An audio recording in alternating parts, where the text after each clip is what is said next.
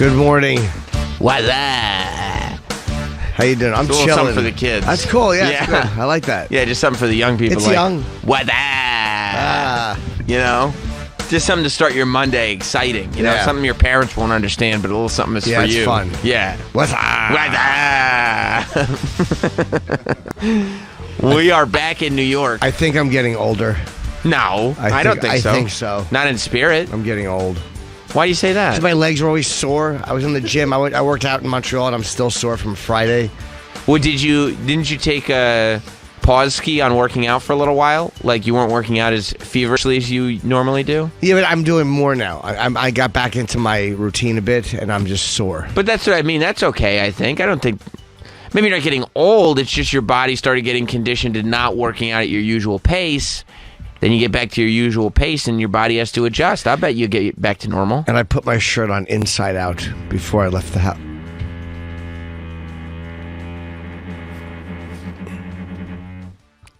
Did you hear that? That's what we came back to New York for? They couldn't have done this while we were in Montreal? Yep. More drilling? More core drilling? And they promised Jim McClure they wouldn't do it. They're like, don't worry, no more. At least no more in the mornings. Don't worry, McClure. We won't do it anymore. Fuck whatever that guy said. We're doing it. Yep. Yeah. Did you hear that, Travis? Do you think you could hear that over the air? I definitely heard it. Didn't hear it last week. Quiet as a mouse. Is that right? Yep. Yeah, you were here. Yep. In the producer studio. Yep. Didn't see it like the... No drilling last week. Huh. And you would have heard it. Oh, definitely. Because you were here. I heard that one. Right. Okay. Yeah. Isn't Right, it that's funny? good evidence, Isn't it actually. funny those assholes couldn't do it while we were gone? No. No, they knew. They check our Instagram, so they know exactly what kind of construction they're going to be doing on what day. Oh, you think one of them watches live and then they're like, all right, let's get to it. It's 7:02 in the morning. Definitely. They wait. Should we start at 6? No. 7. 7. When did J and S get on? Yeah. 7. Well, plus the show after us is tapes in L.A. Right. To be rich. A total non-issue. There's. They could start at 10. Of course they could. There's. Although it would bother other shows. I mean, what difference does that make? Exactly. As far as we are concerned, as this channel is concerned, there's 4 hours after us that they could easily just do this. That's right. Where this studio is not being used for, at least for live shows. But they choose it now instead, so more power to them. I put my shirt on inside out. Right, that's what we were talking about. Your body's sore from exercise, and you put your shirt on inside out on accident. By mistake. But that doesn't mean you're getting older. That just means you're careless in the morning. Maybe. There, look at you. We posted a picture of the two of us, as we usually do, on our Twitter and Instagram account, and Jim's being cute, and he's pointing to the tag that's visible when it's not supposed to be visible. It's not. No. It's supposed to be inside the... Did you appreciate the way the staff said, Jim, you put your shirt on inside out, and then they all giggled and pointed at you? I didn't mind. It was fair. It was what they deserved, should have right? done. Yeah, that's what I would have done. I didn't expect it to be handled with great reverence. Oh, Jim, are you okay? No, they're supposed to point out and go, you're a fucking idiot. So you're still a little sore from Friday. Yeah. And my drive home, I drove home. Okay, so you're sitting, the knees get creaky. Yeah. You think you're getting older? I am. That's okay. Yeah, it's just part of it. You can age gracefully. I guess so. You know? Just in your... I'm not. I'm kicking and screaming. You are, but that's okay, because you know what's going to happen? Late in life, you'll become the man that you were always supposed to be. You think? I think so. Oh, that's good. That's encouraging. 65. I think so. 65, your house starts looking more and more like Liberace's. You really just become everything... My blood doesn't look like his. Well, I would imagine. I would hope not. Everything... That's okay. It's curable now. Oh, that's good. Yeah.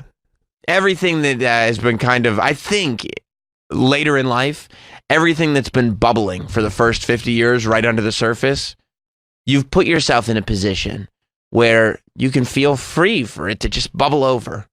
You know what I'm saying? That's true. Yeah. It's a good way to put it. It's all just bubbling over. It's all just going to bubble over, and you've surrounded yourself with enough support that everybody's going to sit there and go, yay, it's bubbling over. I suppose so. Yeah, the boiling water is just hitting the stove, and everybody's happy about it. I guess. Yeah. Did you have fun in Montreal? I did. I had a great time. I had a really good time. Everything went well. Shows were really good. The shows were amazing. Yeah, and it seemed like even from a technical standpoint, the guys back here were awesome. The guys there were awesome. Marco LaFafalo. Yes. He was our sound engineer who helps us out in Montreal. He was great. Jim McClure and Roland helped us out on scene from Sirius XM. Everything went off well. Even the shows I did with you when I was on Skype. It sounded a little weird, I think, because of the headset. If I had a proper, but the studio's being fixed, so they didn't have a studio available. So that was the only hitch. Yeah, I think it was just a different mic, and people are used to the same mic, but it didn't sound bad by any stretch of the imagination. But if I ever did that again, or if I was ever traveling again, I would want to do it in a studio if possible. In any studio. Yeah. I mean, I thought the whole thing was great, and how fun were those live shows? Amazing. Yeah. I love how mean Pete Holmes was, and how sarcastic. People think he's just nice, but he's not. Talking about bubbling over. Yeah. I feel like he's been sitting there for 3 years doing this crashing show. Be like, all right, let's just keep everything cool. Got to be nice. The talk show didn't work out with Conan. Now I've got this opportunity. Remember, I forgot about that. Yeah, he did a talk show that came on after Conan. That didn't work out. He did Crashing for 3 seasons, which I think was a huge success. But while he's doing that, he's like, okay, got to be cool, got to be nice, got an HBO show. And then he walks into a room full of mean comedians, and everything just spills out of him. And it's just like all this meanness that was pent up inside of him. Yeah. And I thought he did great. I enjoyed him very much. I was talking to Bob Kelly after the show, and we were both saying the same thing about him, like how funny and mean was he. I forgot about the talk show, man. It's weird how people do things. Did you pass gas a little? No, I heard. Or was that construction? That was not me. Oh, okay. I heard a noise. That was me. I did hear a noise. How long was that talk show? Was that 1 or 2 seasons? It wasn't long. Okay. It would have been. I don't know if they do talk shows by season. I don't know. Is Conan on? Is he doing 30-minute shows now? I think so. I think he's doing more comedy-centric 30-minute shows over on TBS. Is it the same thing it used to be, or is it just... No, it's definitely there's no more different. musical guests. There's one guest per show. And they do like a couch sit-down type interview instead of a desk, Oh, okay. It's not, they're trying to kind of... I think all these late-night shows are trying to figure out where late night goes in the future. Because, it's been done the same way, exactly the same way.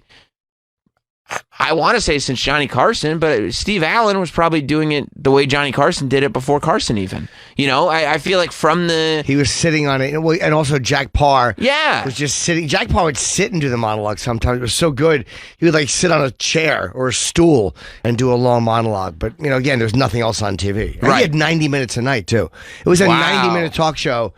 Back in the early 60s. Wow. But live fucking talk show, 90 minutes. For 90 minutes, but nothing's on. On network TV, though. Yeah. But I'm sure he was doing like 30 shares or whatever. Dude, he had RFK on. They had these amazing guests. At least I think it was live in the early 60s. Were people podcasting back then They were not. It was not as much, option, right? No. Okay. But the pressure to do a TV-friendly live show back in 1961 or 62 or whatever the fuck it was.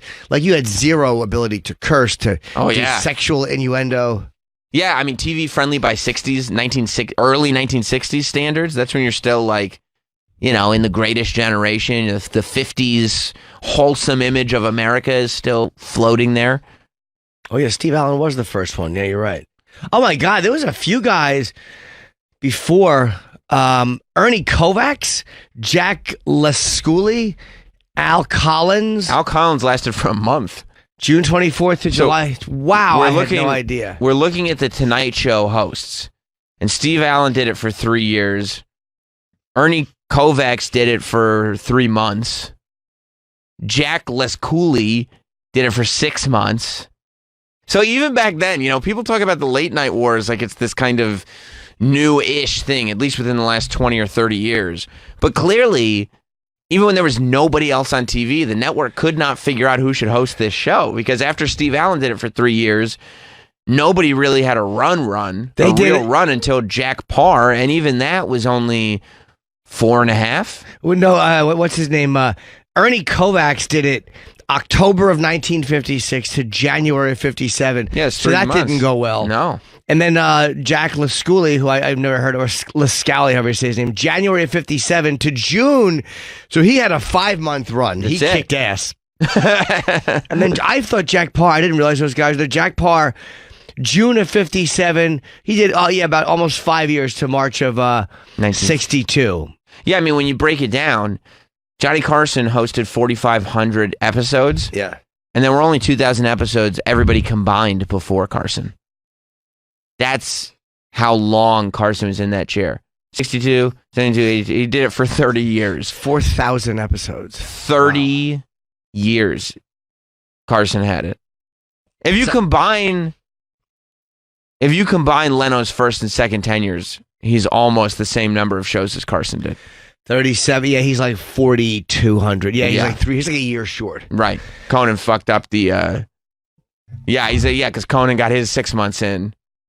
And that would have been Leno's. Hey, do we have any, is there any footage of Ernie Kovacs hosting The Tonight Show or Jack LaScula? On YouTube? Or Jazzbo Collins? Jazzbo Collins? The lost episodes? Because they've done stuff with, like, they tape over a lot of they taped over some of those. So they said a lot of the Carson library. The Carson ones are gone. Was taped over. Some of them. Because they just needed a new tape and they didn't have any. They didn't want to order new ones. And the idea of home video and rewatching shows was just not a thing. So a lot of the early Carson episodes, some of them anyway, were taped over. They had no idea. Because they just needed another tape. Here's Ernie Kovac's show. Embarrassing. Is this The Tonight Show? Yeah. It says. Oh, he did a morning show. That's when they were just getting. Is this the Ernie Kovacs that was a baseball player? No, you're thinking of Sandy Koufax. Oh, Sandy Koufax. There you go. Okay. That was way... Thank you. Yeah. That was way after. Yeah. Sandy Koufax and Ernie Kovacs. Oh, you're right. Yeah, right. This goes back to Jim saying he's getting older. Yeah, a little bit. Well, no, I should have known that one. If I was old, I should have known that one. Ernie Kovacs. Didn't Sandy Koufax host the Tonight Show at some point? Sandy Koufax was the host, yes. Joe Maringley. Didn't he play first base for the Yankees? Joey Baseball. Joe Maringley. Ernie Kovacs. Do I have you? Sorry, bud. I see the Ernie Kovacs show. I don't see him on the Tonight Show. Well, look at the dates because there's not that many episodes. Yeah, you try to see or Jazzbo Collins. Jazzbo. I had no idea those guys. That's my favorite Tonight Show host. He still thinks he's coming back. You didn't like Al Jazzbo Collins? I wonder if Jazzbo still thinks there's a shot. I think so. I bet he still thinks, Johnny didn't work out. And he's looking now, he's like, this Fallon kid, he just doesn't have it. He doesn't have it. They're going to call Jazzbo at any moment. I can't believe that these guys, I never heard of it. It's so funny that by the time that Jack Parr was on, they were finished. Well, think about it, too. Al Jazzbo Collins thought that this was probably going to be a big deal for him. Sure. He was like, I'm going to be a staple. I'm going to host the Tonight Show. Meanwhile, all these years later, this is 1954, it's now 2019, we didn't even remember that ever happened. He's not even on the real history of this thing. Now, the first one, episode one, like the second, Steve Allen, Ernie Kovacs, Jack LaScula and Al Collins is the started October 1st, 1954. That's the first one? That was when the Tonight Show started. Yeah. When Steve Allen, right. Steve Allen was the host. But that's what I mean. Like, the format of the Steve Allen? Yeah, he died. Yep. I saw him in a performance of The Great Mikado when I was in 5th grade. What's that? Gilbert and Sullivan play. It was in, I don't even remember what theater it was in. But here's, The Great Mikado is this Gilbert and Sullivan play, and he's got to dress up in this, he's the Mikado in it, and he's got to dress up in this sort of stereotypical Asian garb. So he's got the long, silk cloak on. I don't exactly know what it's called. And he's got that, like a silk fez type hat on. Oh, yeah. And a Fu Manchu mustache. I have one, yeah. Okay. Yeah. You know exactly what I'm talking about then. And during intermission, I was in 5th grade. I went to go piss. Oh, no. It's going to be a great story. Steve Allen was pissing in the urinal next to me in full attire. Was he? Yeah. He's super tall, too. Maybe he's because I was so small. Sure. But he's a very tall man. He's pissing. Did you lean over and take a toot? Of course. So now it's a legend. You gotta respect the legend, Did you lean right? over and take a draft off it? Of course I did. He's hosted the Tonight Show. But I also, in hindsight, I go, you're the original host of the Tonight Show. Now you're performing in a play where you got to use the pisser that the audience uses? That's not that cool. Where was it? Somewhere in the city. I have no idea. I was in 5th grade. I have no idea. I was in New York, though. It was definitely in New York, but I'm assuming it was off Broadway. When did he die? I think on Broadway, they have... 2000. On Broadway, Travis, do you know on Broadway, do they have pissers that the actors can just use on their own? Yeah, it's usually in their dressing room. Okay. Or backstage. So it was probably off Broadway that we were sharing the same pisser? Or possibly off Broadway. Probably off Broadway. I don't know when the last time Gilbert and Sullivan hit Broadway was anyway. But the format of the show has pretty much stayed the same since 1954. Yeah. So I think that a lot of these hosts are trying to figure out where it goes. Like I know that Seth Meyers is trying to make it a little bit more like his Weekend Update show. Like he does his monologue sitting down. He does. But he does it to camera. Kind of like the Tonight, like the Daily Show. Yeah, like the Daily Show. Exactly like the Daily Show. Yeah. So, you know. Which I like better sitting there. I would rather sit and do a monologue than stand, because standing just feels like a very late night talk show thing. Sitting down, it feels, I would like that more, I think. And you can use a little more visual aids, like you have a picture next to you or whatever. You know, and Colbert's doing great because he's doing super political. Yep. But, you know. Is he pro-Trump? Colbert? Yeah. I haven't watched in the last couple weeks. I think he kind of is a little wishy-washy. Okay. You can never quite tell which angle he's going to go with. Okay. But at the same time, people have been trying that. Like when Kimmel took over or started the ABC Late Show, he thought he was going to do things differently, and he didn't wear a tie. He didn't wear a suit. Like he, you know, he would make it a little bit more casual. I think he wanted it to have more of a young vibe, like the Man Show had, except without the girls on the trampolines. Yeah, younger vibe, and it just didn't work. People want, if they're gonna watch a late night show, they want it to look like the same late night show they've been watching since 1954. How many people, they're saying Conan, he held steady with a 0.15, and like the Tonight Show did like a 0.29. What is that? How many people is that watching? Can we look that up? Like how many people, if you have a 0.29, how many people is that watching? I think it's nothing like what, again, because your TV is different now. I think like a 0.29, it's like a percentage of the total viewers. No, I'm wondering how many people translates watching. to. Yeah. No, I know totally. A lot of times when they report ratings, they say how many people? Around 115 million households. So.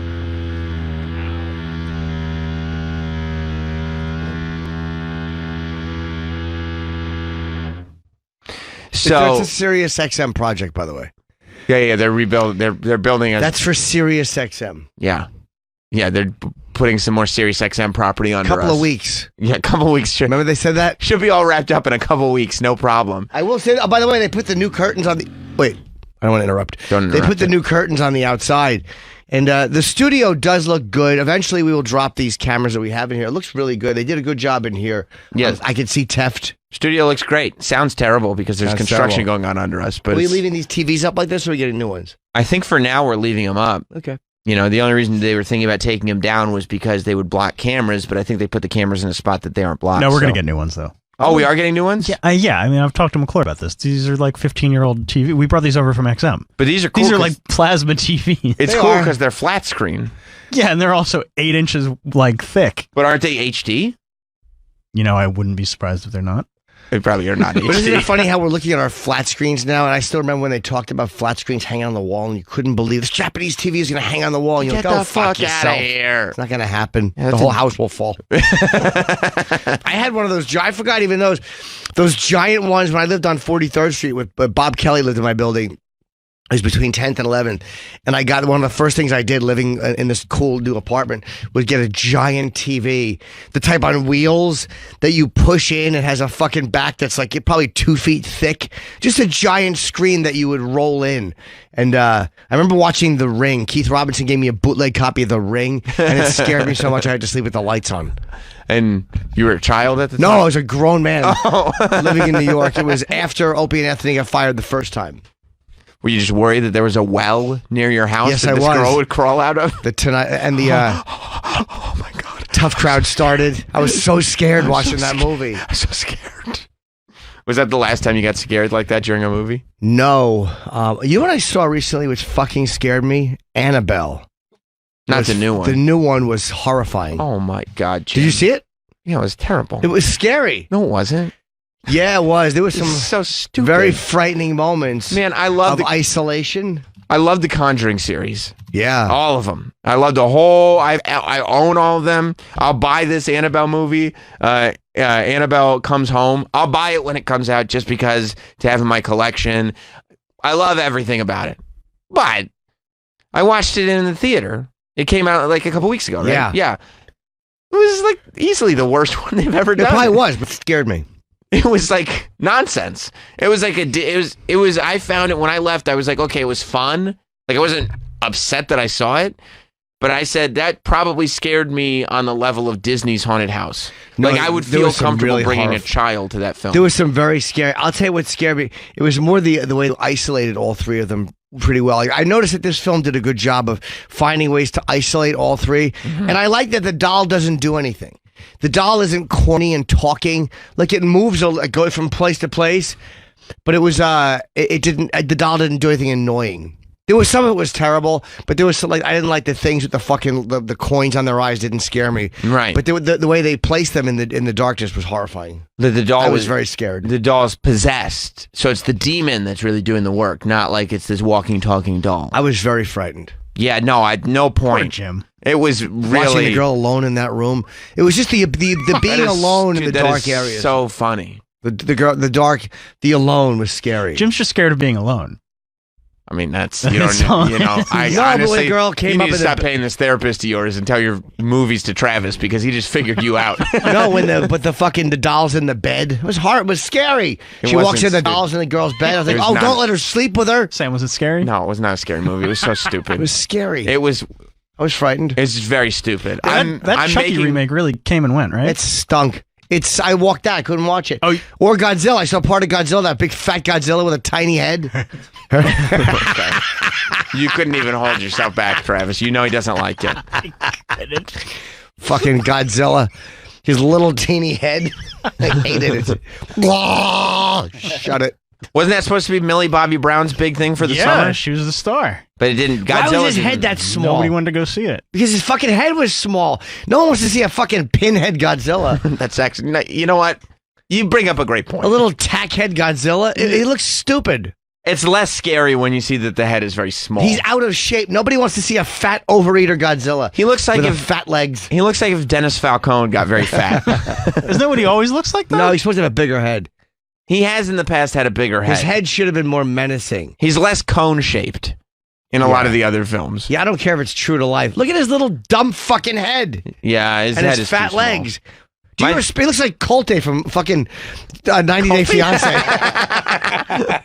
Now Larissa. By the way, my favorite person on TV is Colt from 90 Day Fiance. He's the greatest. Did they have the finale last night? Yeah, I'm going to watch it because today. the app stinks so bad for them. I can never figure out how to watch it. Buy the new episode. Like, sign in. How many times do I have to sign into my fucking... You got on demand on cable. The app is such shit. A lot of the apps are bad, but you got on demand on cable. You can handle it. The head used to be bigger. It was better. Yeah, I enjoyed the Child's Play remake a lot.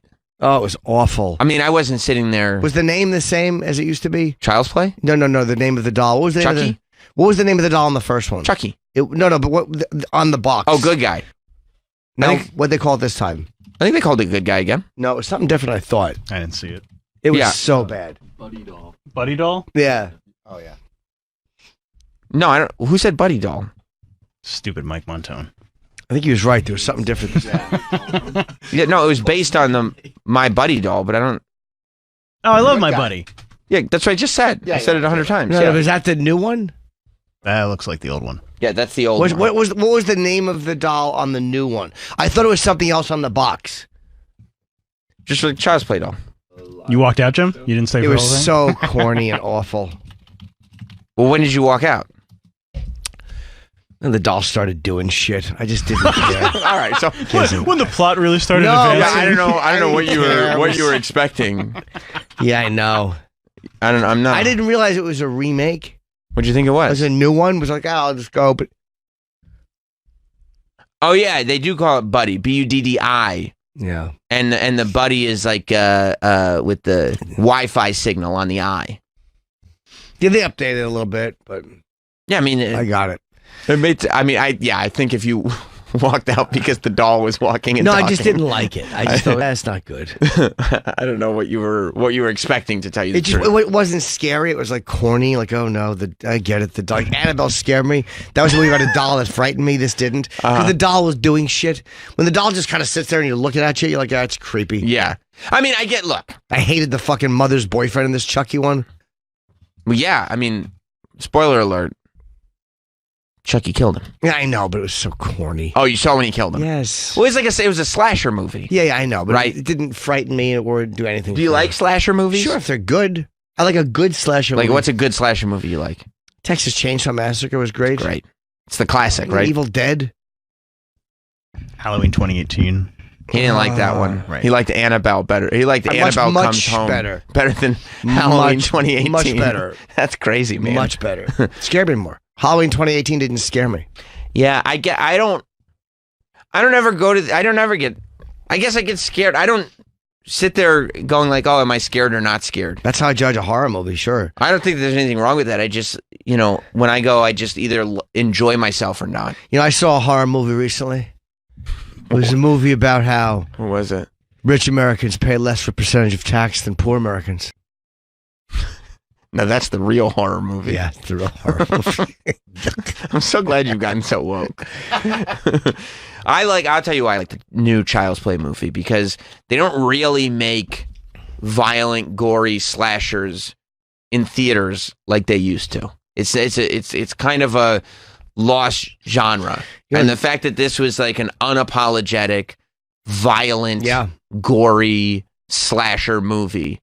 I was like, this is great. This is what I've been looking for. I feel so good again. Yeah, I don't mind that. I just wish they would have. I just didn't like how they did it. I don't know why I didn't like it. I was watching. I was like, It just didn't interest me. Like, and Godzilla was okay, but I was tired. I didn't bother with Godzilla. You know what was good with Godzilla was the fucking graphics and the CGI. I thought was good, but I just didn't. What was the one where he was on his tail? Go back. There was one where he was doing something on his tail. Oh, yeah. Yeah, I mean, the graphics compared to the original Godzillas when it was just goofy puppets and guys in rubber suits and stuff. Although there's something charming about those old ones, right? Yeah. Is that little dumb nephew of his? Yeah. Godzuki. Hated him. So I'm not going to bother seeing The Lion King. I've decided. I didn't see it the last 2 weekends. I'm not going to bother seeing it. I saw the cartoon. I know how it goes. I love that her fucking album is bombing. Beyonce's? Yeah. Yeah, nobody's interested. The movie's doing really well. I'm sure. But the music, I haven't heard anything about. It's boring, the song. Her song is boring. It's boring. I agree with you.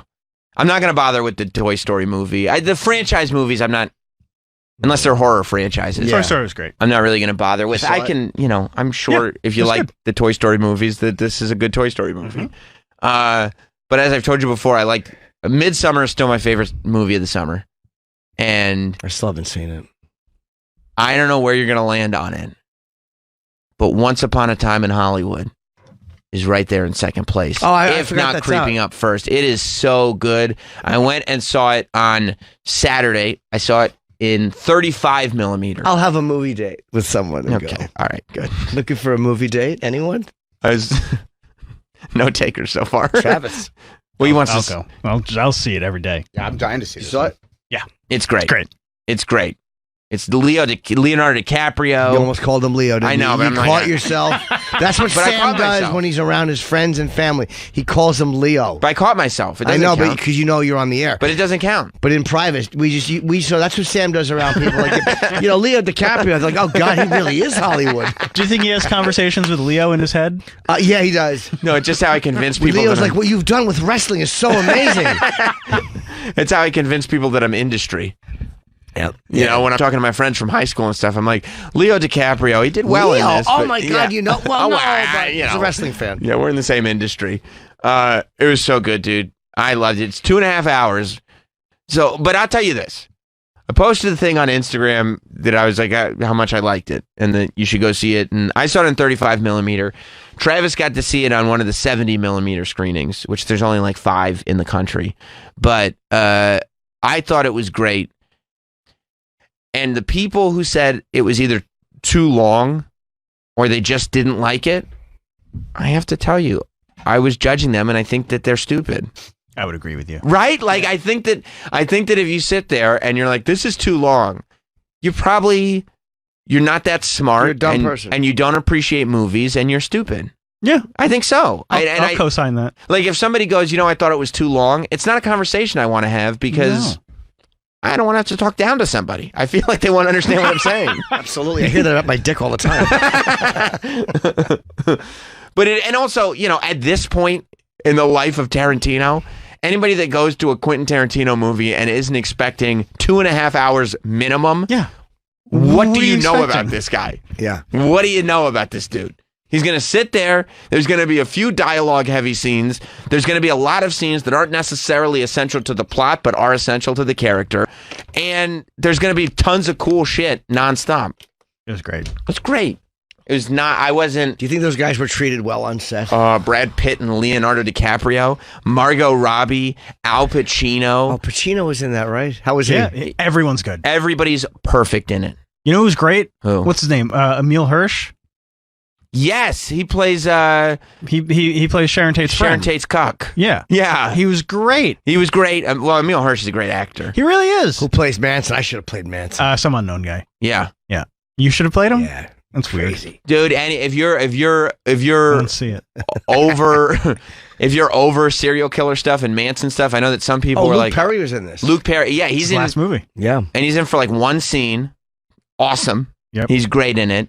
And if you're one of those that are kind of over serial killer stories and are kind of over, this is not a Manson movie. Right. And it's if you're done hearing about Charles Manson, it's still perfect. Squeaky Fromm Dakota Fanning. What a great... She was great. That was I didn't Dakota even know it was Dakota Fanning. Wow. She was great. Yeah, Dakota Fanning. You know who and else was good? Uma Thurman's kid. Oh, yeah, she was in it. one of the Manson kids. Lena Dunham. I was fine. Lena Dunham was... I don't even like her, but I was... Who'd she play? She played... one of the Manson kids. What's her name? Gypsy or... Yeah. Yeah. She was good, huh? Yeah. She's great. And she's cast well. Yeah. Kurt Russell. He loves Kurt Russell. Loves Yep. Kurt Russell. Kurt Russell was... because Kurt Russell got a role, and he was the narrator, right? That was Kurt Russell's Yes. voice. Yeah. Plus, Kurt Russell can play anybody. But he was Pacino also played in the Marvin movie. Schwartz. Who was that a real guy character? Schwarz. Not Schwartz. Schwarz. Who's that? It was an agent. Yeah, just a Hollywood guy, but it's like totally... It's 1969 Hollywood...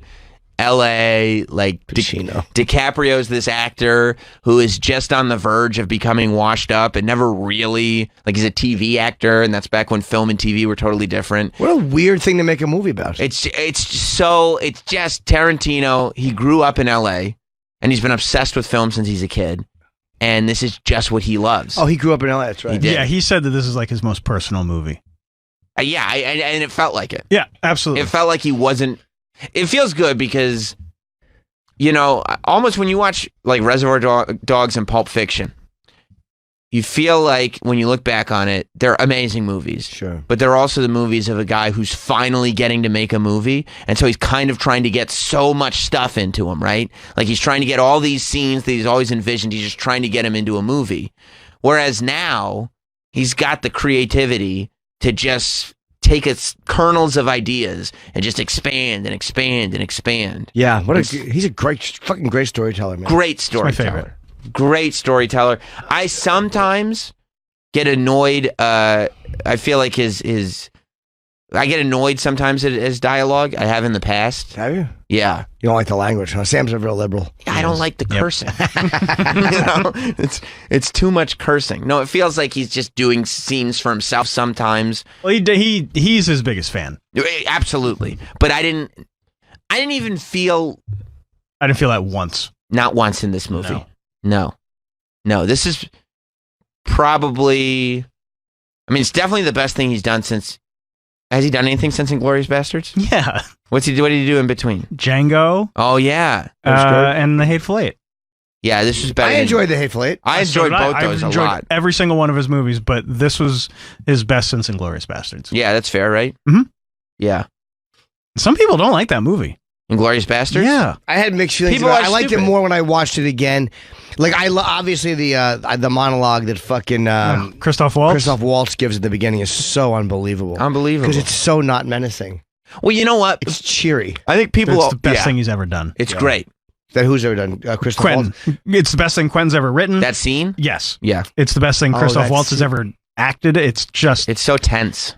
Yeah. fucking perfect. But And it's like... like 20 minutes long. Yeah. What do I peop- like milk. Do people not like it because that's not how Hitler died? That didn't really happen. That's not true. They it's don't just like a how it's movie. not accurate. Right. But it's weird how he can just get you into that vibe and you don't care. Like he's really He's great. the fucking best. Well, he's I also- think he's the. I don't think there's anybody I like more than Tarantino. He's also so heavily influenced by movies in like the late 60s that were these exploitation movies. He loves Jeff Wu. Jeff Wu? I don't know that actor. I know most actors whose names start with a J. Does his name start with a J? He's a director. Oh. I don't know. I don't know Jeff Wu. Yeah. Oh. But like exploitation movies back in the day would do stuff like that all the time. They would kill Nazis and kill Hitler and do all that stuff. Yeah. Like that was a thing that happened. So, I also think that sometimes people don't realize that this was all going on and he's so heavily influenced. I mean, some of his movies, you can find almost the identical scene in other movies, but they're just these like tiny sort of grindhouse exploitation movies from the late 60s and early 70s, which are all amazing. Isn't it weird that it takes him 2 or 3 years, or 3 or 4 years? Can you believe The Hateful Eight was 4 years ago? Like, That's usually the amount of time between his movies. About 4 years. Yeah, because he writes 700-page scripts. Yeah. He spends time writing it, writing it again. Was this the one that he wrote the entire thing and threw it away? No, that was Hateful Eight. Right, because it got leaked. the script leaked, yeah. And the fact, I remember that. I can't. By the believe way, I 4 just years said ago. script and you just said licked. Yeah, it's okay. we're so on the same page I know. sometimes, Jim. But I'm not the only one getting older, which is nice. You like that? Yep. Well, you're getting older a lot quicker than me, I though. sure am. Yep. Oh, yeah. You're inching It towards... took me longer to begin falling apart. Well, that's true. Script. You said leaked. Yes, I did. Or licked. Whatever it was. Leaked. One usually follows the other. Let's go to Mike in Delaware. What's up, Mike? Hey, good morning, guys. I Hello. agree. I love the movie. I thought it was awesome. Mm-hmm. Yeah, I thought it was great, too. But I think all the people who are bashing it are hippies, man. I don't want to give away too much of the plot, but the dirty hippies are the ones bashing the movie if they're resentful. Maybe you're right. I appreciate that. Maybe. Brad Pitt is so goddamn cool in this thing. Like, you leave going He's like... the star of the movie. Yeah. He is. Yeah, and I don't think he gets the credit that he deserves. I typically don't general? enjoy him, so. In general, like he's just a great fucking actor. I think he's awesome. Yeah, but I don't think he's as respected as he should be. Because he's too pretty. Yeah. No, I don't necessarily like. I don't hate him, but I mean, I don't enjoy. Well, you didn't like him in Inglourious Bastards. No. Oh, my God. Nazis. He's so great in Inglourious Bastards. I didn't think so. I thought he was amazing. Yeah, Travis and I were texting over the weekend, actually. We were debating whether or not you would like Once Upon a Time in Hollywood. I'm still not sure. I'm not sure either. It could, well, that's a fun thing about Jim going to movies. Like, I swear to you, I would have told him, do not go see Annabelle Comes Home. You will not like Annabelle Comes Home. It is a stupid movie. It is a ridiculous movie. It is just there to fill time. And then he comes out and he's like, It was so scary. it was great. I walked out of Child's Play, but I loved Annabelle. I'm like, I don't know. I can't call it. I can never call it with Jim, and I love that. Yeah, I'll see this. I'll probably enjoy it. I mean, I think you'll enjoy it. I love most of the Tarantino's things. I can't think of anything. Some I dislike. I've never seen the entire Jackie Brown. Oh my God, I rewatched it over the weekend. It's so good. Because you're making your Tarantino list? Yeah. I'll tell you what happened. I went to go see Once Upon a Time in Hollywood. And Did then you see it twice this weekend? And then I went home and I watched Jackie Brown, and then I was like, you know what? Let me revisit Reservoir Dogs, and I watched Reservoir Dogs. So I watched 3 Tarantino movies back to back to back. Did you enjoy that? Somebody Have was home nothing to alone do? this weekend. Somebody was home alone. Were you eating poorly? I always eat poorly. I didn't eat any different than I Were usually you do. snacking watching them? I may have had some Frito scoops with some salsa and sour cream. Oh, that sounds great. Scoop. Let me ask you this. Is there any possibility that there was a DiGiorno's and Tarantino marathon going on? There's some DiGiorno. Oh, What's my a DiGiorno? God. What's a It's not DiGiorno? delivery. Yeah, it's not delivery, Jim. It's DiGiorno. Oh, right. You make it at home? Yeah. In the oven? It's got a rising Yeah. crust. It's delicious. You like a DiGiorno? I like the whole thing. Did you eat it all? Yeah, what am I going to save it? No, you're right. How long does later? it take in the oven? 20 minutes? Yeah, it takes a good amount of time. So It what you takes do is longer- you preheat the oven first? Have you Oh, never my made God. food? No, my oven still has cardboard in it. That's That's right. right. You don't know how to... Oh my God. Do you preheat? Yeah, yes. This is how food is generally cooked. You preheat the oven until it's at the correct temperature. But guess what? What? You know what I do sometimes? What do you do? I do not preheat. Whoa. I leave it in for a couple extra minutes instead. Whoa. Because I don't want to wait around. Time is valuable. I'd love to make it DiGiorno someday. It's probably good. It's like, Jim, you just put the temperature and the time on Put the some oven fucking and put mustard. It in. I'd probably have mustard. I would dip it in. In a pizza? Why would you? On the side. Mustard with on pizza? Dijon on the side. I would dip my pizza in the mustard. I'd be out of my mind. Why would you dip your pizza in I eat mustard? mustard on eggs. I eat mustard on everything. You have a pizza? It's got tomato sauce already A little on bit it. on the side, yeah. You just give it just for a little dip? You hear the knocking? Huh? Me too. You Hope just one want of the workers is trapped in the wall. like Luke Perry on Oz. I didn't see that. Oh yeah, you got stripped naked and they put him behind a wall and plastered over him. And killed him? Oh yeah, not a good way to go. While he was alive? Why? They didn't like him. He was a pastor and he was trying to get people to follow him, but another guy wanted people to follow him, and it became like a gang thing. So they put him behind a wall and they put bricks over him. Was he screaming? Oh yeah, he is pissed, but he didn't get out. How'd they keep him there? They put the bricks dried. No, but how'd they keep him from pushing out? He must have been tied up or something. I don't really remember. It's been a long time since I watched Is that how he show. died? Oh yeah, it is. Oh, God. He got buried alive behind a brick wall. Can you imagine? To be the worst. Did you see that story last week where they found that guy in the supermarket? Yep, he fell behind. Yeah. My thing is this, though. I think he was behind this cooler for 10 years, dead. They said he might have fell behind. It's like an 18-inch thing. Did he? So the story is. I wonder if he was sleepy on the top. He was. Oh, he took a nap on top or something? And then when you roll in your sleep and fell behind the cooler, because they said that people would go there to escape. Yeah. To take like a little sneaky break. The story is in a Sneaky break. in a supermarket, they found a body that was dead behind the freezer. And it had been dead for how long, Travis? Do you remember? Over 10 years. The 10 kid went missing years. 10 years ago. He left his house angry and never saw his family again. And as it turns out, he had just fallen behind the fridge At somehow. work. Yeah. And he just died there. Yeah, Nobody but knew he was there. He got wedged, but I don't know if he died. Like, you wonder, did he suffer or did he roll over and just die when he fell? Like, I guess hopefully the autopsy can tell if he had head trauma. You or hope that he just busted his head on something and died. something tells me he fell upside down and then just suffocated. Like the kid in that car, remember that teenager in that car was reaching from behind something. Oh, my God. And the seat collapsed on top of him. Man. Let's go to Cassius in Brooklyn. What's up, Cassius? Oh. Hey, good morning. Morning, Hello. bud. I don't know if we can really trust your Tarantino judgment. You guys all say that you like The Hateful Eight. I did. I would say it's his best film, but I did enjoy it. Why, you didn't like it? I had to turn it off after like 20 minutes in. Like the goddamn the monologuing that he has the characters do. Like instead Cassius, of talking, can I tell you something? I think you might be stupid. maybe. How do you know if you like a No. movie after 20 minutes? Yeah, I think you might be stupid. I think that might be the problem. No, not at Where's all. the action? Where's the explosions? I don't understand. Where's the guns? You don't think it's ridiculous? You don't think it's ridiculous how he has his characters just babble on and on like.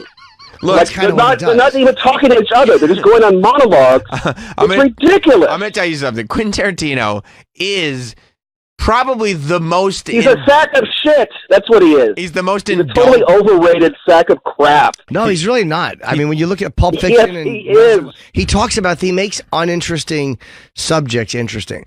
Like, and there are real conversations. Like that silly thing about Madonna being a virgin. Like, that's how guys talk. It's just nonsense. It's what people talk about. He's the most indulgent filmmaker maybe of all time. Like, Yeah. so much of what he does is so indulgent. And when he slips into indulgence at times, he loses me too. I know what you're saying, Cassius.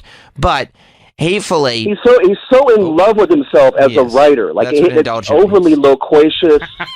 It's just the vocabulary. He's sitting there just jerking off as he's writing his script. No, you're I'm right. You're right. so fucking brilliant. But he's interesting, and he does No, something Jim, he's different right. than anybody else is doing. But He's right. Hateful Eight is one of the best written sort of tense. Like, it had me from start to finish the entire time. Horrible. I could have watched another hour. You of didn't it. like Jennifer Jason Horrible. Leigh as Daisy, He turned off the movie before she even came in. and you didn't like her singing. No, bullshit. No. I turn it off after they stop and they're in the cabin. You know, so maybe it was a half hour in or 40 minutes. Something. Give it another You know, shot. they're in that cabin after she's gotten beat up, and then he introduces all the characters in the cabin, and they're just babbling on forever, and like it's just so ridiculous. But Look, nobody talks like that in real life. I disagree. It's I enjoyed it a It's great so deal. fucking on and on. Call me It's a like film. He learned how to write. He learned how to write screenplays by studying playwriting. It's the way you write a play. It's Oh. too wordy for cinema. But it works though. It was written as a play. It hasn't worked for Tarantino, and it has not panned out for him yet. What about? I haven't even seen the new one yet, but in the trailer, Okay, look. clip. Look, Cash it. I have to tell you he's gonna something. hate this I movie. can't. I No, can't. no. Let me tell you something. Let me tell you something. I can't have a Hold on, let conversation. me tell everyone something. I have What a this wait. dumb line I have where a Brad difficult- Pitt says, Okay. "I carry his load." Like, you know, and we're supposed to find this so funny, the stupid. It's a joke. I carry his load. It's so dumb. Look, It's so. I have a fucking tough time cheeseball. having a conversation about film with somebody who watched one movie for 20 minutes and the next one he saw the trailer and is trying to present his You're opinion. not being fair. Like you've I've seen almost all of his other movies. Like I said, I've only not seen Django. I've seen all the others. You've seen 22 minutes out of 5 hours. I told you maybe half hour, 40 minutes. Now all of a sudden you see Jesus half of it. Right. Okay, goodbye, Cash. Goodbye. Yes. I want to get the audio thing. I can't hear the callers. It sounds like they're talking like that. It's too loud. There's something with the. It sounds loud for me too. It I does. think volume. Maybe the volume could come. There's something think it's just the off. And I don't know phone. what it is. Maybe it's the phone, but every Just, single yeah, phone caller. pot it down a little. I hear you guys fine, and Yeah. I do not hear the call. The callers don't sound like they're coming like that. Like it just sounds wrong. Might be Everyone, right. not just one Yeah. or two. Yeah. And you are here fine, and Travis, I hear fine. I don't take people, maybe I'm being a film snob, but I don't take people's opinions seriously who walk out of movies. If it's a bad movie, I mean, like I've sat through movies I hated many, many times, and I'm like, why am I doing this? Like I'm at a point now where I know I'm not going to like it. Like Chucky, I thought it was terrible. Right. I'm not liking this. What am I doing? I can't get back on board. There's an OCD about saying watching the whole thing, but like, why would I waste my time on something that I've given a chance to? It's like eating food. Mm-hmm. You know, if you take 5 bites of something and you're like, this stinks, there's the OCD part of me that's like, finish! But I'm like, why? I'm not enjoying it. Yeah, but that's different than a movie because it's not like the food is going to change as you keep eating it. There's No. no prestige at the end of the food. Yeah. Ah. But you're still not liking it. And how long do you have to not like something before you finally Movies admit to turn around, yourself though. that it's just not who you are?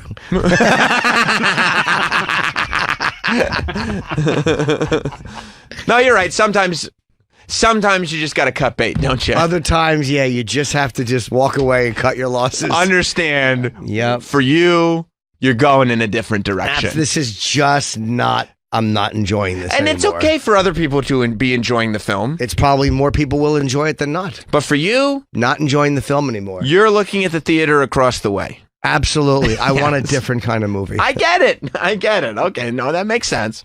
Let's go to, and you can tell me if the phones sound okay or not to you. Matt in North Carolina. Hey guys, long time, kind of first time calling in. Enjoy it. Once Upon a Time in Hollywood's fucking awesome. Right. Fuck that other guy. He's a fucking idiot. Tarantino's a genius, and Once Upon a Time in Hollywood is perfectly written. Yeah, I thought it was great. I want to see it. I just didn't realize it was out yet. I'll see it this week. Go see it today. Even when if it's something Tarantino I don't love, I always like wind up enjoying it anyway. Like I won't walk out of a Tarantino movie. Right. you And know, also, I mean, I just wouldn't. Jim should go. I mean, he can go to the 70mm one at Village East. do you care? I see it would in see it 70 like that, millimeter. but it's not the big deal to me. But it's in like the 20s on 2nd Avenue. Might as well, right? If you have the Oh, okay. opportunity. Yeah, that's not it's right there. I Yeah, love maybe getting I to see it on 35. I would have seen it in 70 if I lived in the city, but I love seeing it on 35 millimeter. I'll just see it regular. Just seeing it on film. I like when movies are on film. Yeah, see it on film. Support film. All right, will Why? you It's tell more whoever's expensive. on the goddamn phones to stop yelling? It's Mike Montone. He's All very right. loud. Tell them Can't to be help it. quiet It's a on the Marine. phones because there's a microphone in the room. Marines aren't known for being quiet. I know Yeah. they're not, but he's not a Marine anymore. Now he's a phone Say, what's this, a screener. library? A library? No, it's a Marine Corps barracks. So He was a Marine, now a phone screener. I would never tell Mike Montone to be quiet. You can tell him if you want. You're his boss. Yeah, but I'm scared of him. He's muscles. Like, he's got big arms, okay? Very big arms. That's all right, Travis. You walk with a big emotional and mental stick. That's right. True. Right. That'll get me places. Yeah, sure will. Big arms, big voice. Let's go to Tom in Philly. What's up, Tom? Hey, what's up, guys? Here's the deal. You people, and that's not just you guys, all of you people saying this is a good movie Great are movie. full of shit. What? I love Tarantino. Inglourious Basterds is fucking great. Hateful Eight is an amazing movie. It has a fucking M. Night Shyamalan twist ending. It's amazing. Did you watch more than 20 minutes? To be honest, I watched the entire thing. Oh, This movie blew. What are you doing? It was boring the whole time. It was all. Now, the best thing was the Easter eggs. You're right about the indulgence. There was 25 minutes of girls' feet on the movie. oh my God, dude! There's a lot of feet. Dude, Tarantino. The older he gets, the more blatant he gets about how much he loves feet. If I could tell you how many times a woman's feet were up in the air, right in the camera, for no reason whatsoever. And I asked him about a foot fetish, and he didn't want to talk about it. Do you remember that? He didn't want to talk about shot it down real fast. Right. I mean, it was so, as you're watching, it's so blatant that I'm sitting there going, okay, there must be a reason that those feet are being shown. Like, something is going to happen with those feet, and nothing happens. It's not even like Kill Bill. I feel like he's just fucking with the audience now. He's not. He's giving himself a little jerk fodder for later. I mean, Margot Robbie's feet. It's turning into his own Chekhov's gun. At some point, somebody's feet are going to come off.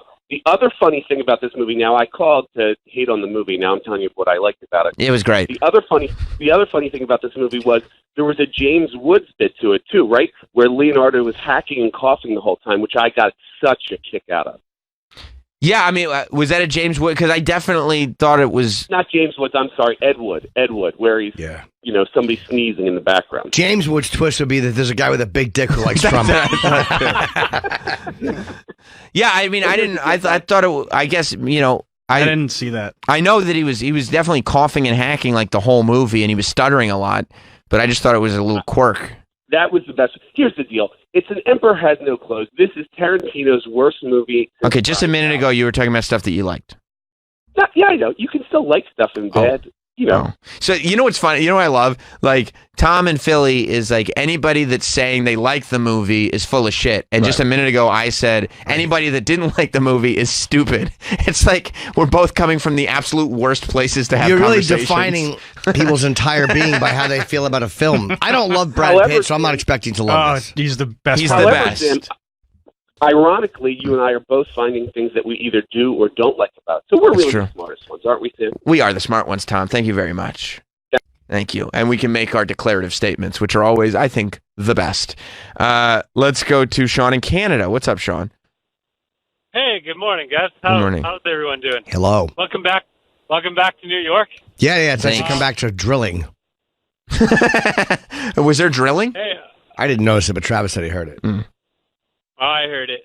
But I was just wondering, hey, Jim, did you like Brad Pitt and Troy? I didn't see Troy. Oh, yeah, you should see Troy. You should see. He looks off into the distance a lot. I probably. He's super hot in that movie. Did you like him in Meet Joe Black? I didn't see that. Oh, boy, did you drop something? I was so close. Very close. Thank God it's empty. I just typically don't enjoy him. Like, I didn't like California. I saw that. I thought it was not good. See, if he hadn't done, like, I think it's because he did movies like Meet Joe Black and 7 years in Tibet. 7 Years in Tibet. And what's the other one with the bridge? Bridges of Madison County. That's Clint Eastwood. Yeah, he didn't do Bridges of Madison County. Oh, well, he did something that Bridge I over the confused. River Kwai. Oh, the bridge. It was a dentist movie. That's what it was. Yeah, it was about teeth. You're right. You're Did right. he do Benjamin Button? He did Benjamin Button. But, like, all the romance pretty boy movies that he's done. Yeah, I think that hurt him. Yeah. Because in reality, if you just take the cool shit that he's done lots of cool shit. I mean, all my favorite scenes of this movie are his. Plus, how great does he look when he's eating? I didn't love him in fucking great. Fight Club. What? I didn't love him in Fight Club. It was okay. It wasn't bad. Even Troy thinks you're an Get asshole. the fuck And out Troy's of seen here. like 2 Sorry. movies. I just didn't. Yeah, that's one of the 7 movies that Troy's I get seen. it. Troy doesn't like movies except for the 7 that he's seen, correct? That's correct. But I am excited to see Once Upon a Time in So it's Hollywood. going to be 8. I'm going to see it this Thursday. I didn't like him in 7. I didn't like him in 12 Monkeys. Drugs before the movie? You're crazy. Most likely. Inedible. You didn't like him in 7? No. I thought he was great in 7. I'm glad. I didn't. You really tossed your feelings away. Yeah, I just never enjoyed it. Oh, Legends of the Fall was what I was thinking of instead of Bridges of Madison County. Same shit. True Romance he was fine in. It's such a small part. Great in True Romance. Yeah. Fight Club. What about, I like him in the Oceans movies. Yeah. It's fun. Those are fun movies. I've never seen one. They're great. You should see the all-women's one. It's the best one. Is that where you would start? I would start with Oceans, what do they call it? 11? It's just Ocean's 11. Oh, with the chicks? Yeah. Yeah. Did they call it, weren't there only 9 of them, though, or something like that? Wasn't that the thing? Oh, I didn't see it. Whatever one had Rihanna in it. That's the one that I would go see. It was I'll see great. it, though. Yeah. He's great in Moneyball. You like him? I don't remember that. I don't remember in that. No. How was Mr. and Mrs. Smith? That looks like a pile of shit. I'm not going to go watch that. He was that ruined the his one with marriage Angelina over Jolie? it. Yeah. Isn't that where he met her or no? Yeah, goddamn homewrecker, this Angelina Jolie. Was he with Jennifer Aniston before that? He Yeah. was. Oh, okay. She didn't want to have ruined their marriage. babies. And then he made the huge mistake of hooking up with Angelina Jolie. Now he's got to deal with 19 kids, and he can't even smoke weed without his wife getting upset. Which, by the way, Jennifer Aniston is the subject of Ian Halpern's new book. Oh my god! Oh my god! What do you mean? Just about how she... Does he like her? I don't know. You know what? We'll have him in to discuss it when it comes out. We should. I don't know why he needs to. Maybe it's how she came up with the Rachel hairstyle. Oh, is it all about the hair? I'd be interested. And the Rolling Stone cover? Yeah. Does he sell a lot of books, Ian? Ian, yeah. Does he? Yeah, he's been on the bestseller list. Really? New York Times, yes. Which other one could you mean? Okay. Fucking the Pahrump Nevada bestseller list. We know. Very successful. Let's go to Miguel in Los Angeles. What's up, Miguel? Hey, Sam. What's up? Yeah, buddy. I like you, man. I like you, man, but I really can't take the opinions of a movie cook seriously, especially when he forgets his passport. We're past that. That's right. We're past that. You're right. We're past Sam's it. a Thank you, goddamn Miguel. fool. Everywhere we went in Montreal, by the way, with these nudniks, any social place we went to, of course. Oh man, on the way here, Sam's passport. I said, we're done talking about that. We're past that. That's over. That's neither here nor there. That was a biggie. Yeah, I remember. I like that you forgot your passport. I just wish you were at the border. Oh, that would have been tough. And he didn't even look at it before giving it to the guy. No, he just hands it to the guy. It's like this the is a guy's picture. like, "Oh, you've aged a lot." Oh no! Yeah, this is a picture of a baby. You'd have to get out. The guys have to get out there and call an Uber to the border. No, they wouldn't. Or a cab. They would. No, they'd be coming back with me. Both of them. No. Both of Hell them. no. Both of them. Plus, Ubers don't come to the border. Yeah, I'm sure they do, because I'm sure it's happened before. Sure. And there's No, probably no. a bus. I'm saying there's probably a bus that you can get that goes through. That they'll hop on. That you can hop on or something. There's got to be a way to get out of there. If you can't get through What do the you mean? They border, just turn you around. yeah. No. But I mean, there's probably been people where someone's in the car and someone else can't get through. So what do? You One go can back. through, We're one the can't. crew. No, not the crew. It doesn't work that way. Yeah, they don't have like a bus that A border takes bus? you to the nearest like exit or anything. Of course they do. No, but there's buses that go through. Yes, but you can't just get on there. At the border. Is it a bus stop / border? 60 miles. No, it's not. It's not that far. From Montreal to the fucking border is No, not it's like 60 10. miles. No way. It's probably It's like 30. There's an exit like 5 minutes away. You just Yeah. go to the duty-free shop. Ew. Just wait for. It's duty free. There's no duty. It's great. So I point to my dick. Not always. Corey in Rockaway. Hey, no, it's Corey from Rockland. Oh. Okay, Corey from Rockland. Yes. Yeah. The wrong Corey. No, I was actually going to say about the Tarantino movie. Yeah, the feet at one point it got too constant. It was just like, all right, enough.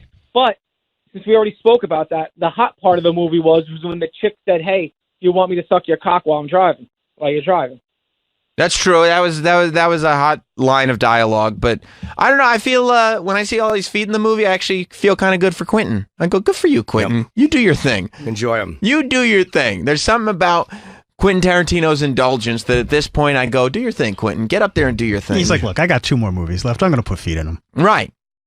You know, yeah, and especially I get so happy when I see a movie like this in theaters because there's so few of them left. Like there are so many cartoons and superhero movies that are taking up all the real estate in theaters that it becomes very difficult. You have to be a Quentin Tarantino or come out with something crazy like Midsummer to get something into a theater that there's actually something to, that somebody actually wrote and made, that it's not, a company all coming together and just putting out this product. It's a thing that somebody made. Yeah, and that's why I know Jim doesn't like it, but Baby Driver was such a good thing for the movie industry because it was just like it's a Tarantino movie. It's an R-rated genre movie that's not based on anything. It's an original story, and the fact that it was so successful is good. But it was not like Tarantino. It was only like the Tarantino movie in the fact that it was on film and it was put in theaters and people watched it. Pile of shit.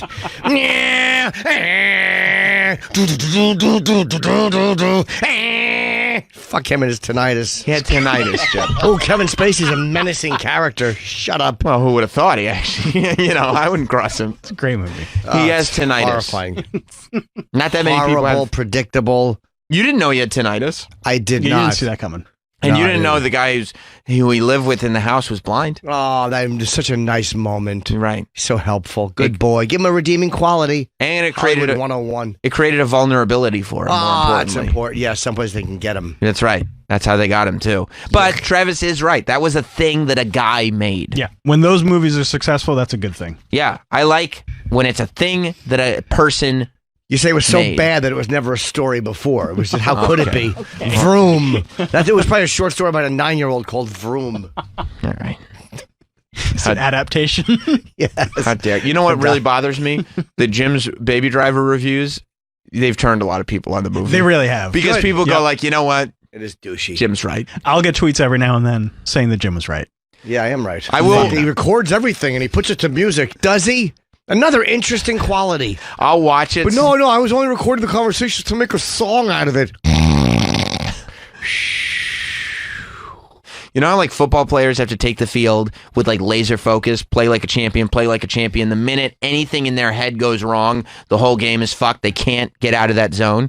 That's how I have to watch Baby Driver. I can't think about anything else because there have been times where I'll turn the movie on and one of your criticisms will pop in my head and I'll just go, oh man, and I'll have to turn it off. Yeah. I'll have to pick a different movie. Stinks. It fucking stinks. He'll put his headphones on and he'll go like doon doon doon doon doon, doon and I'll go, yeah, wow, man, he's gonna ride fast. Yeah, I go, oh man, Jim's in there.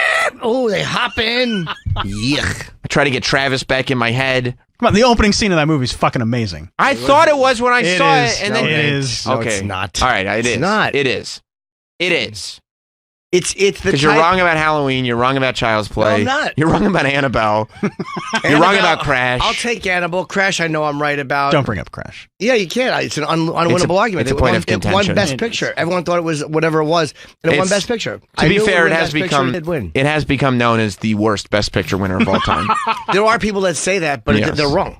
Oh, okay. And every time I see Hollywood do something wrong, I'm like, say, Crash did that right. Oh my God, that's terrible. Mac in North Carolina. Mac? Well, hey, what's going on, Jimmy and Sam? What's up, bud? Long-time listeners, man. Thank you. I just had a quick question for Jim. I wanted to know, have you ever seen Burn After Reading? Because Brad Pitt gets shot in the face by George in the closet. What are you gonna? Oh, okay, no, I have not seen that. That's out there now. By the way, Burn After Reading. I never heard of it. Incredible. So it is good.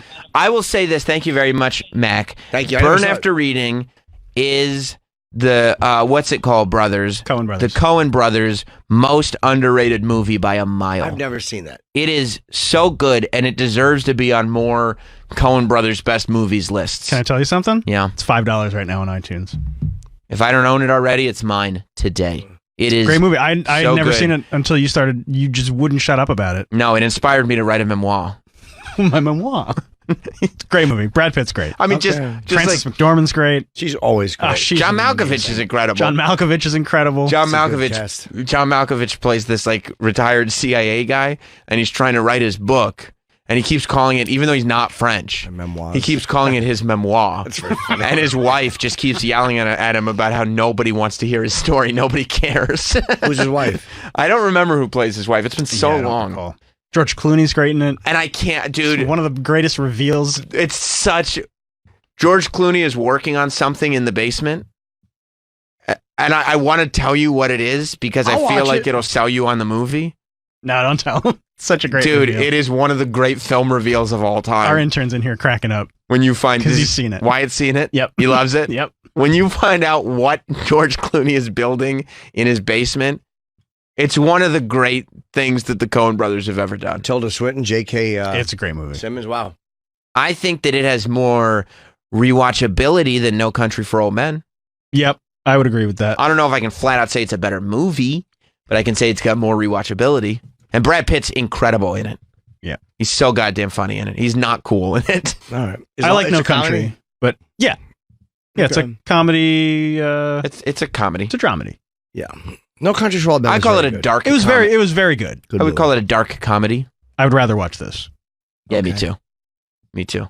It's hilarious. Killing people with an air gun is so stupid, but it was interesting. It was a different take. It was a different take, and that's why it was fun. Right. But it was shit. Why is it shit? Get a silencer. It's not shit. 30 seconds ago, he said it was a good movie. No, but I enjoyed that. But I mean, when I look at it realistically, it's nonsense. Some fucking guy with a dumb hipster hairdo killing people with a fucking air gun through a door. Stop. Yeah, but it's his calling card. Exactly. No one has a calling card anymore. Just shoot Wet someone. Bandits do. Throw the gun out. I thought they were the sticky bandits. It's the Wet Bandits. Oh, we're the sticky bandits. I was watching that last night. Home Alone 1? Yep. It was on TV. Ugh. Because you were home alone. Not last night. Oh, okay. You watched the film Home Alone with commercials? Yeah. I mean, what are you doing? What a creep. I was unwinding on a Sunday night. For a week, it was Homo Alone. You know, Travis, I've been enjoying this conversation with you, but I'm starting to fear that you're an asshole. What? If you're sitting at home watching Home Alone with commercials on a Sunday night. It was 9:15. We didn't have enough time to start watching something. Had your my kid wife. gone to bed yet? Yeah. Oh my God. And I was like, oh, okay, cool. Home Alone. Bar Rescue was on. You know what? I was watching Bar Rescue earlier in the day. My wife asked me if a certain episode had aired yet, and I said, no, it has not.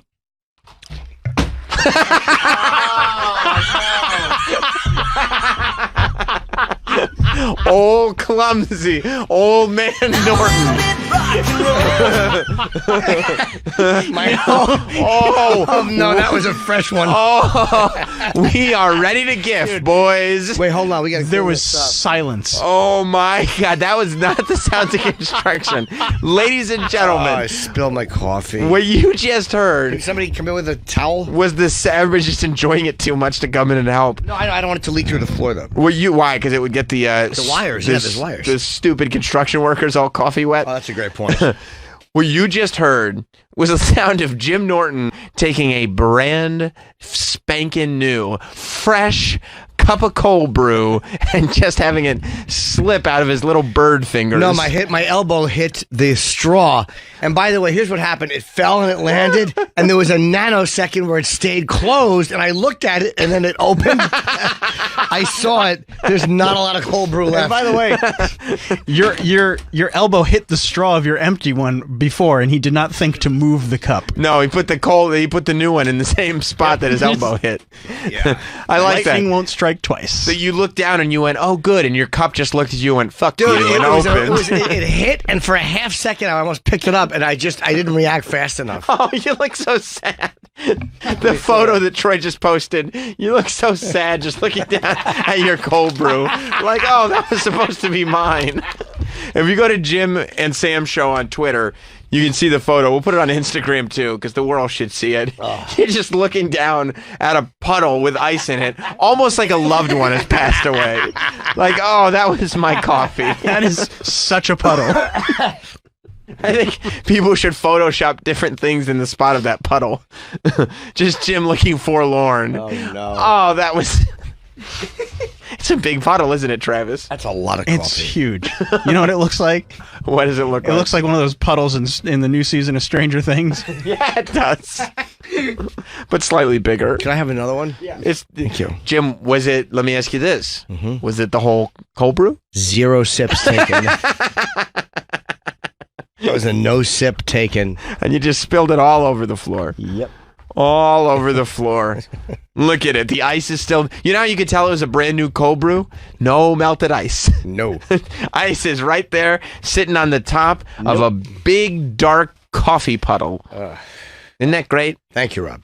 Isn't that fantastic? Felt like slow-mo. We had a Watch false... it slowly. Especially... You hear it thud when it hit the ground? Oh, yes, I did. Thank you. Now, Rob, when we're doing our edits for the video, this is going to be very, very important. First of all, obviously, a nice GIF is in order. Of course. Second of all, if there are any stills of Jim reacting, I don't know what his face looked like, but maybe something like that. Maybe a little slow-mo?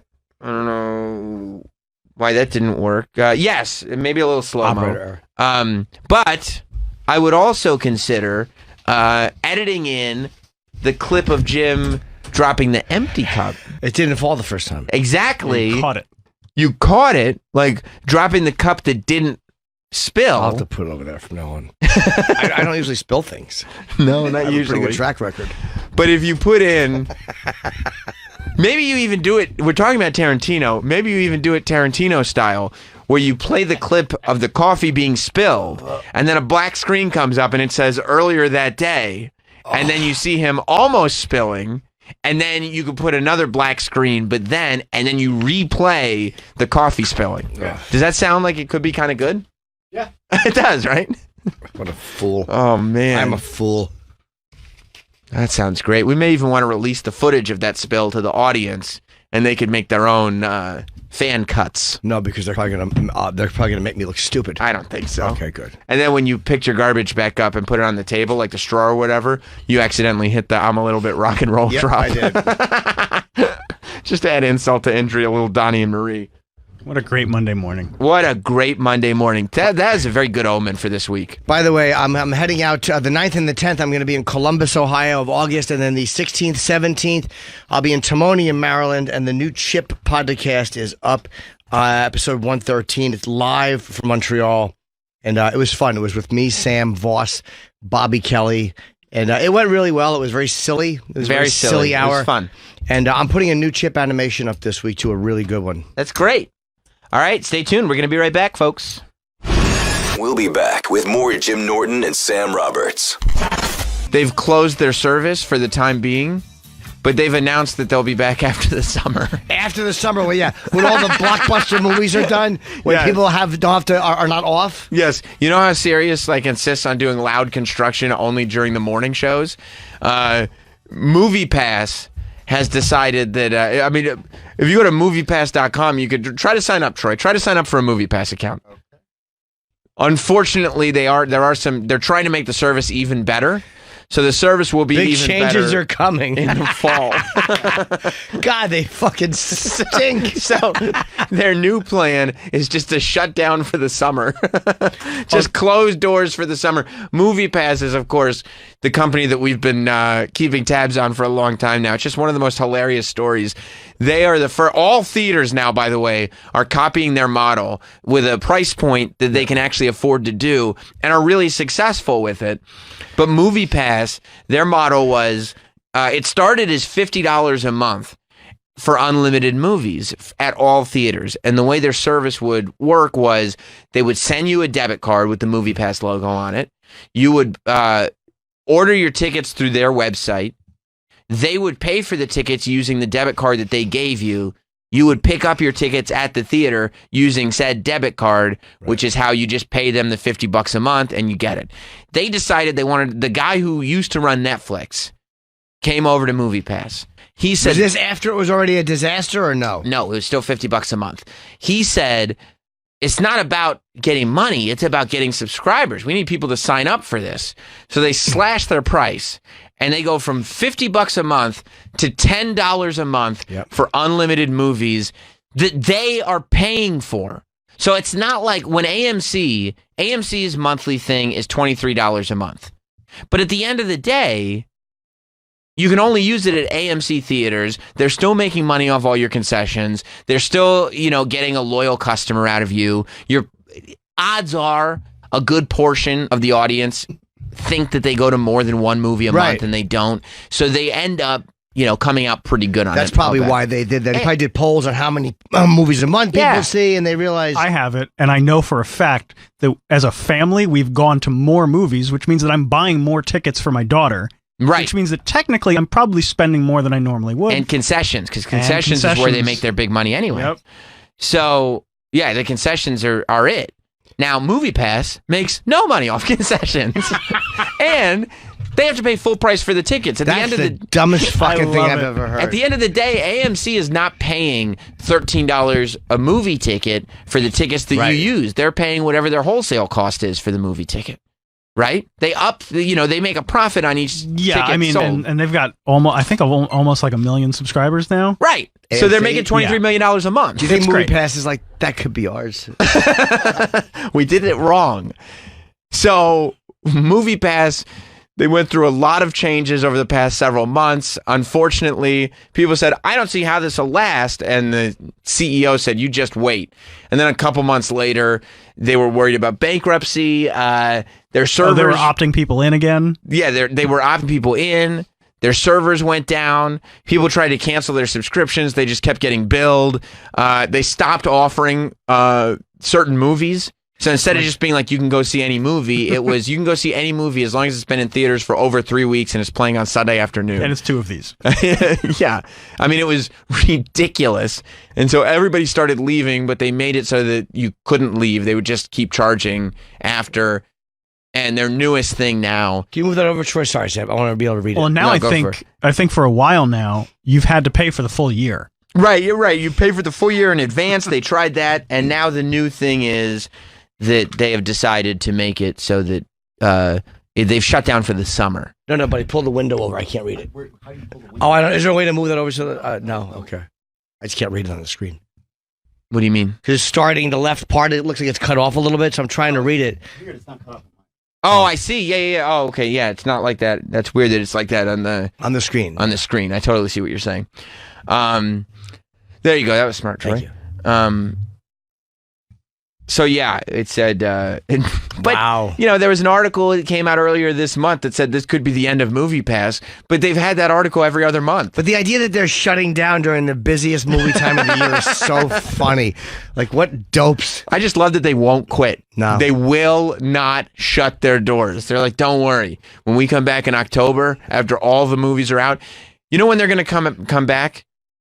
2 weeks after It Part 2 comes out. It Part 2 is coming out September 6th. That would be the end of summer movie season. That's going to be the last big movie. That's even late.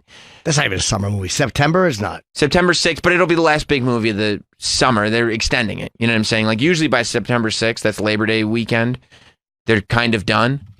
I want to write a movie for the summer for this year. I don't know if you'll have it out by this year, to tell you the truth. I want to start writing it soon. Oh, okay. I think if I can finish it by the first week of August, get it shot now by the second week of August, we got 2 good weeks of summer left. So you're going to write it. The first week of August is this week. Yeah, I just got to start. I got to come up with something. Okay, so you'll have it done by Sunday. You shoot it next week? Yeah, I would like to. If we can get a crew or something. That's the goal. And have it out by the end of next week. Okay, no, that could be really smart. That could be really, really smart. But yeah, so unfortunately, MoviePass subscribers, you won't be able to see summer movies. What if I want to see Hobbs and Shaw this weekend? You'll have to pay either full price or join one of the other services. Shit. Is that a big summer movie? Oh my God. Hobbs and Shaw? Hell yeah, it's a spinoff of the Fast and the Furious franchise. It's got The Rock and Jason Statham and Roman Reigns. Get the hell out of here. And also they have, what's his name? Vin Diesel? If I swear, I wish we had The Rock in studio because I was thinking about this yesterday.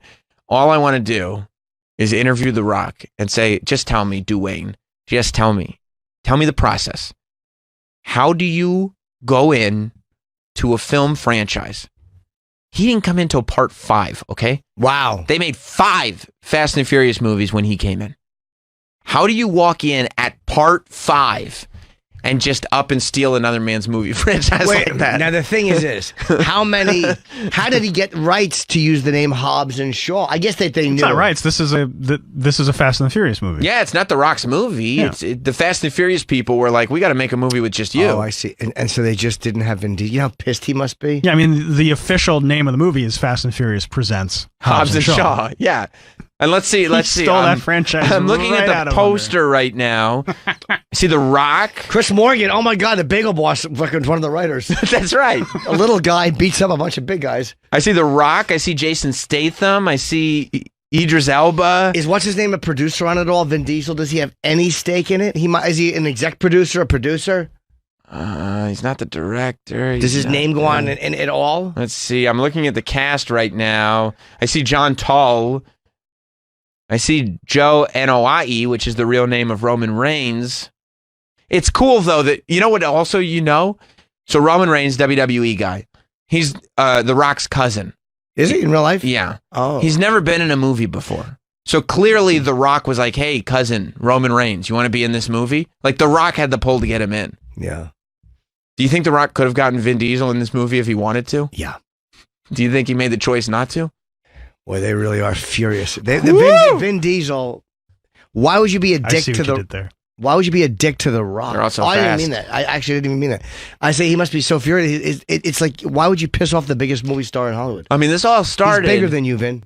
This all started when The Rock was filming one of the Fast and the Furious movies, and he puts out an Instagram post talking about jabronis and Rudy Poos on the set of Fast and the Furious, and everybody's like, who's the Rudy Poo? Who's the Rudy Poo? By the way, this is after Paul Walker died, too. After Paul Walker died. The franchise. Yep, and then it turned out it was Vin Diesel. The Rock has absolutely confirmed that it was Vin Diesel. He has made absolutely no secret that the Rudy Poo he was referring to was 100% Vin Diesel. And now he's got Hobbs and Shaw. It's going to be a giant movie this summer. It's going to be a new franchise. They're not even do Fast and Furious anymore. Why would they? Yeah, they are. I mean, this was moved up ahead of the new Fast and Furious because they wanted to get this out first. But that's what I'm saying. Like long term, do you think that after the next Fast and Furious movie, they'll just stop Fast and the Furious and just do Hobbs and Shaw? Oh, sure. Well, I don't know. John Cena's going to be in the new Fast and Furious. That's fucking awesome. Is Vin Diesel? Oh yeah. That's where he gets to shine. Oh, is The Rock? I don't think he is. The Rock's like, I'd prefer to have my own movie, please. Yeah, I don't think he wants to be in it. And Vin Diesel's like, what if you just called this Joe, whatever his name is in the movie? I don't even remember what Vin Diesel's character name is. And they're like, no, we'll just call it Fast and Furious. I wonder if Vin Diesel is worried about them bringing John Cena in. You know what happened the last time you brought in an ex-WWE guy? He stole the franchise from me. Do you think he's mad about Hobbs and Shaw? Furious. Unless he gets a piece of it. I would like to know how much power he has. He's been in all of them, right, Vin Diesel? Except for Tokyo Drift, the finest of the franchise. Why wasn't he in that? Fast and the Furious 3 Tokyo Drift was the season of the witch of the Fast and the Furious franchise. Why wasn't he in that? They decided to go with an all-new cast. They took the Fast and Furious concept and they moved it to a whole new cast. It was an entirely no Paul Walker, Asian cast. Oh, It's different. And they decided after Tokyo Drift to go with the original group that people cared more about. So I don't know anybody in this movie. Since Tokyo Drift? Yeah. Vin Diesel's had producer credits on all the Fast and Furious movies. What about Fast and Furious Presents? No. Oh, no! No. Dwayne Johnson and Jason Statham have producer credits. No! This way, on that level, you have to be a producer or you won't do it. They took it from him. Yeah, he's not. The Rock was like, hey, Jason Statham. He's a producer on the movie that they're filming now. No, but that's Fast and Furious 9. Who is? Vin Diesel. Yeah. He'll be a producer on the 10th one. Yeah. Is Handsome Rob in there? Vin Diesel is set. I want to ask Handsome Rob which movie he's more excited about. Because Handsome Rob is like me. He's a giant fan of the Fast and the Furious franchise. Which is really an absurd thing to be a fan of. Is he a dick, Vin Diesel? Rock doesn't like him, not one bit. No, I like now. Rock, I've heard he's a nice man. I know Maria Menounos is good friends with him, and Vin Diesel? she adores him. So Rob loves all the Vin Diesel franchises. Well, what are the other ones? Here's my thought on Vin Diesel. Triple X. Yeah, Rob tried to get me into Triple X. Here's the first one's awesome. First one's great. It's great. But here's my thought on Vin Diesel. There's a period of time when Vin Diesel wanted people to take him seriously. People forget he had a drop off. Okay, like when he did The Pacifier. Yes, exactly. That movie sucked. Joke. So Vin Diesel. Little joke. So Vin Diesel, I think, for a period of time, wanted to move beyond being an action hero and wanted to go the Arnold Schwarzenegger route. He refused Triple X Part 2. He wouldn't do it. That's right. That's when Ice Cube came in and starred in it. How was he? Yeah. I mean, Yeah. Ice Cube is not exactly like ripped to shreds action star guy. It's, Ice Cube is more the... We got to go in. Like right. Those rappers start yelling, yeah. Ice Cube is the guy with the gun. You know what I mean? He's not using his hands so much. Rob talks about Triple X movies like we talk about Tarantino movies. I love it. The first Triple X is a very, very good film. It's awesome. Do you think Rob likes the Riddick franchise? Chronicles of Riddick, of course. But that's what I mean. But he left all that stuff behind. And when he left all that stuff behind is when The Rock started to kind of drift in, Tokyo drift in. Oh, yeah. And become an action star himself. And it wasn't until The Rock became this big star that Vin Diesel was like, wait. And he came back to action movies only to find that The Rock had stolen his crown. Vin Diesel was the man for a hot second. Sure he was. In action movies. And then The Rock came in and took the crown away from him, and then he stole the Fast and Furious franchise right out from under his nose. Yeah, I mean, Vin Diesel has to realize The Rock is The Rock. He's The Rock. He came in bigger. Yeah, and everybody loves him. Yeah. Universally. Do you think if Vin Diesel were like, I'm thinking about running for president, nobody would be sitting there having real conversations where they'd go, I would actually vote for Vin Diesel. Nah. Nobody would. But people are actually saying, I'd probably vote for The Rock. Oh, yeah. Am I going to vote for Groot? Exactly. I'd vote for The Rock. Exactly. I want a president that's been on the Chip podcast. Okay. Dude, I can't believe you got that video. Why? The Rock's a good guy. He's a fan. Guys of similar ilk just communicating. Yeah. I interviewed The Rock once, and he told me he was a fan of Jim Norton. Yeah. We haven't even met. It's funny. We're just like celebrity friends. It's so annoying, isn't it? Just two men just enjoying each other's work from afar. Admiring each other from a distance, yet too busy to meet. We'll come together on a project. What are you more excited about, Rob? The continuation of Fast and the Furious as they head into Part 9? Fast 9? Or the beginning of Hobbs and Shaw? Beginning of Hobbs and Shaw. It's much better, right? Yeah, it's going to be awesome. Because here's the thing. Fast and the Furious has gotten so insane. It started as just a movie about some street racers who worked at a gas station.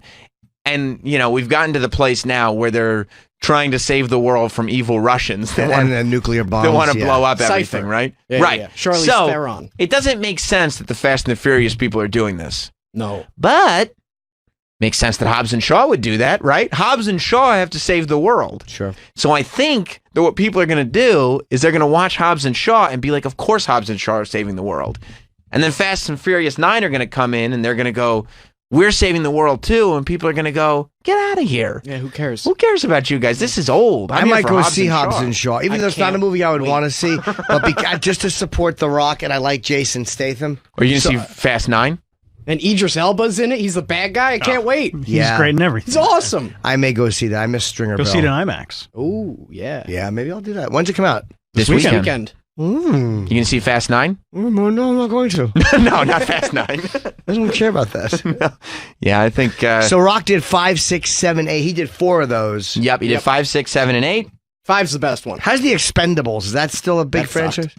Yeah, it's just old people running around. Yeah. Who is that? Schwarzenegger and Stallone. Sylvester Stallone. What does that mean that they are expendable? Because they're old. Right. Is that kind of what that Statham means? was in that too. No, yeah, because Jason Statham is a He's great the best. action guy. Isn't he? He's awesome. I love him. He's the same in every movie. You gotta get it done. Yeah. But he Crank. does. You think him and The Rock get along really well? They get along like they've known each other forever. They're literally best friends. It would be so much fun to hang out with. I bet The Rock's wife is like, oh my God, is it Jason again? Like, when do I get my husband back? Probably because they're both just fucking. They probably both kind of stay in their lane with each other, and like you're an action star and I'm an action star. That's it. They don't have egos. Like they're so different. They don't need to be each other. Like The Rock is The Rock and he's him. They're both Chicks love both of them. Do they like Jason Statham? Oh, Yeah. God damn. Who doesn't? And they probably are just... I mean, Rob brings up a great point. Lee. You know? Do you think he could get pussy though? The Jason Statham? Oh my Nah. God. Just as much as he wants. He's a rugged guy with an accent. He kind of doesn't shave, and he's a nice guy. He's in good shape. Yeah. Right. He could get vaginas if he were fat. It wouldn't matter. I mean, he's not. Look at that. Yeah, he probably works out a lot. Probably has a trainer. His bottle cap challenge was awesome. Yeah. I didn't see it. Yeah, you just kicked it. Just kicked it right off. It's easy for him. Yeah. Yeah, he does do everything well. He knows ninjutsu. He does know ninjutsu. Yeah. Crank was good. Crank was great. None of the movies are any different. It could be Crank. It could be Fast and Furious. You don't know what you're watching. It's fantastic. He probably trains. The Meg doesn't matter. I bet he trains martial arts just to stay in shape for fight scenes. Of course he does. He does it for fun. Jason Statham's successful because he knows his lane. Stays right there. I've never seen, what was the one with him and Brad Pitt? It was Snatch.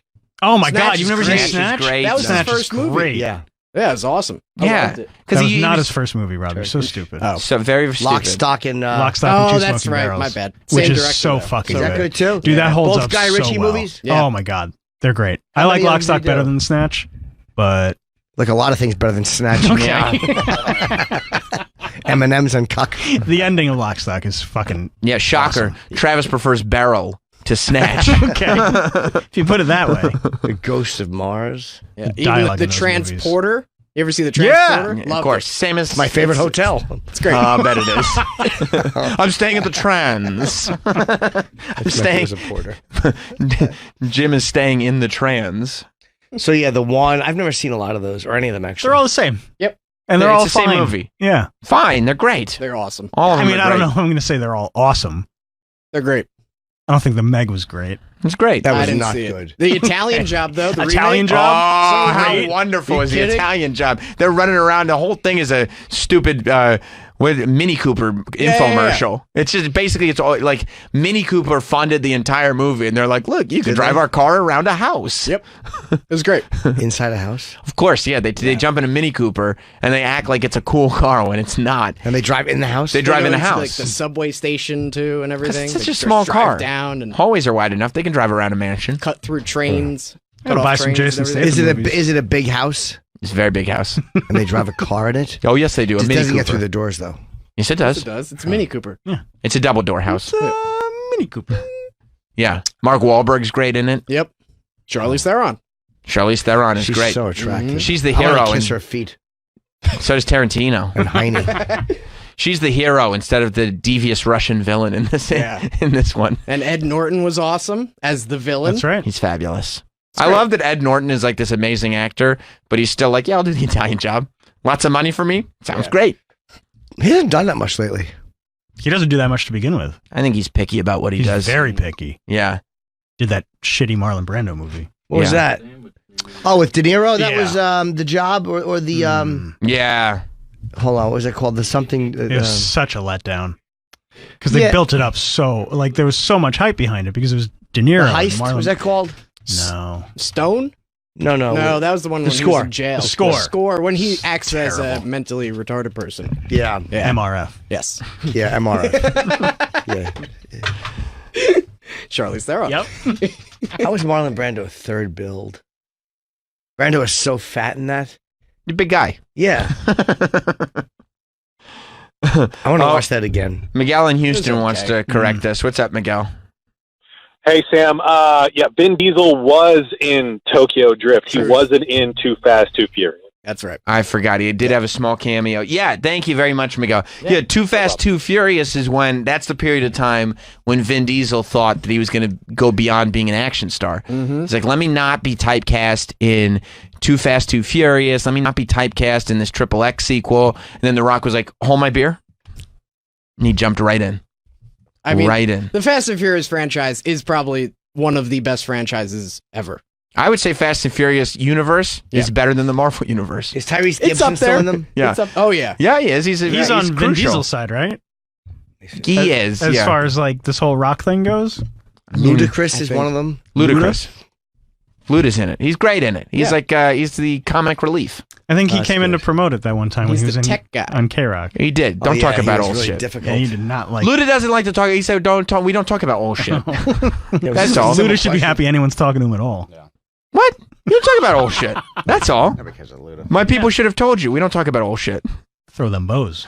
Yeah. Ludacris is really bummed out, I'll bet, that he didn't get thrown into the Hobbs and Shaw. Sure. So you get when you line up on the wrong side. Yeah, you think that they've clicked on either side? Like there are some Fast and Furious people and some Hobbs and Shaw people. That's a difficult environment to work in. And everybody really knows. Like they're like, look, Finn's a good guy. We've been with him the whole time, but clearly Hobbs and Shaw is the way to go. Hobbs and Shaw looks a lot more fun too. Yeah, oh, so much more fun. Is there going to be a lot of action, you think? Yeah. Just action. Dude, there's a GIF of The Rock and Jason Statham fighting Idris Elba, and I just keep watching it over and over. Keep watching a GIF? A GIF. Why? I'm just like, it's Dude, awesome. I weird. can't You wait. wanna see this? I cannot Let me fist wait. bump you I on that. love these things. There you go. They're so awesome.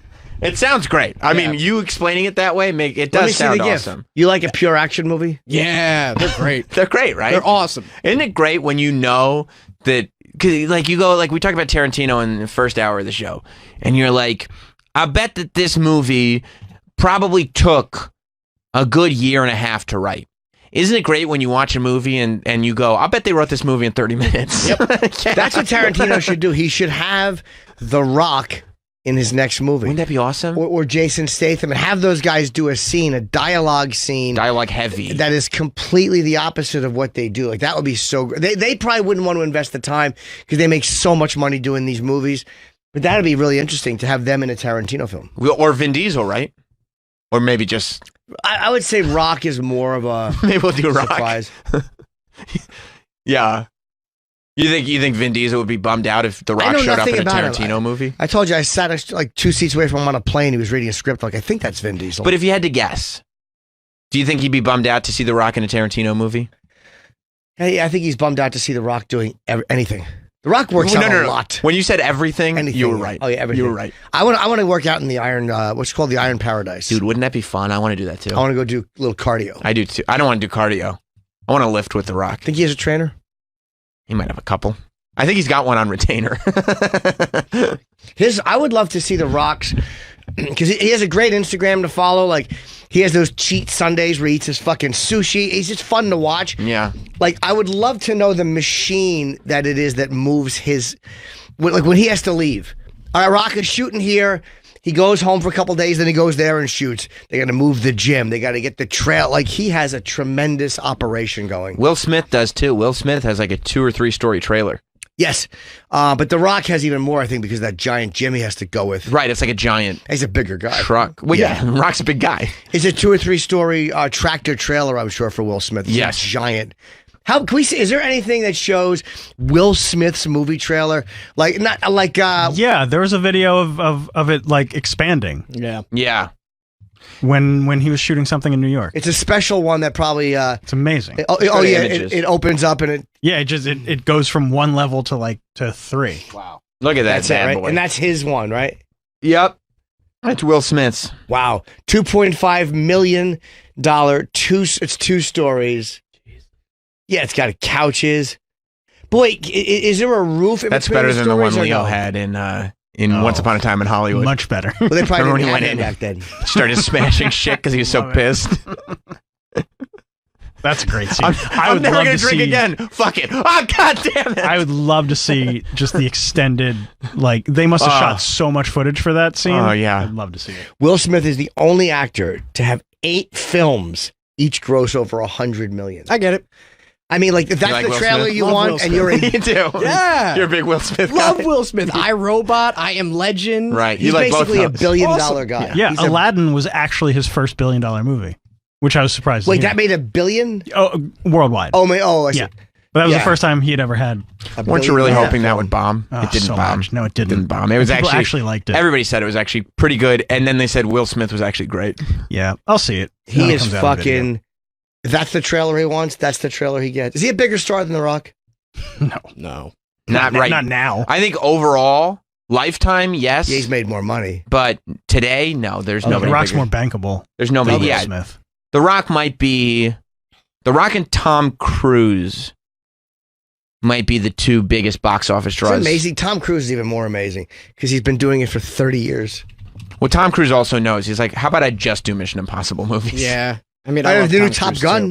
too. Yeah. Which doesn't Right. look good. The trailer looked awful. What do I you was mean? fine with the trailer. Oh, stop it. When they're like, "Hey, Maverick, Oh, he flies. how come you haven't? That's how going to be come? amazing in IMAX. Kelly McGillis was not asked to be in it. No, she wasn't. How come you haven't changed positions at all in the last 30 years?" Yeah, that's a plot hole. Well, I'm sure they'll solve that and not just kind of gloss over it. Is the old colonel there, whoever it was? Or the boss, the cranky one? Maverick! It says Dwayne Johnson is number 39 Of all time. all time, though. Who's number one? I'm going to guess number one is going to be Robin Williams was number 15? Robin Williams Sure, had he a had nice run, dude. Major movies. He I know, had but I a didn't really know it good was that. run.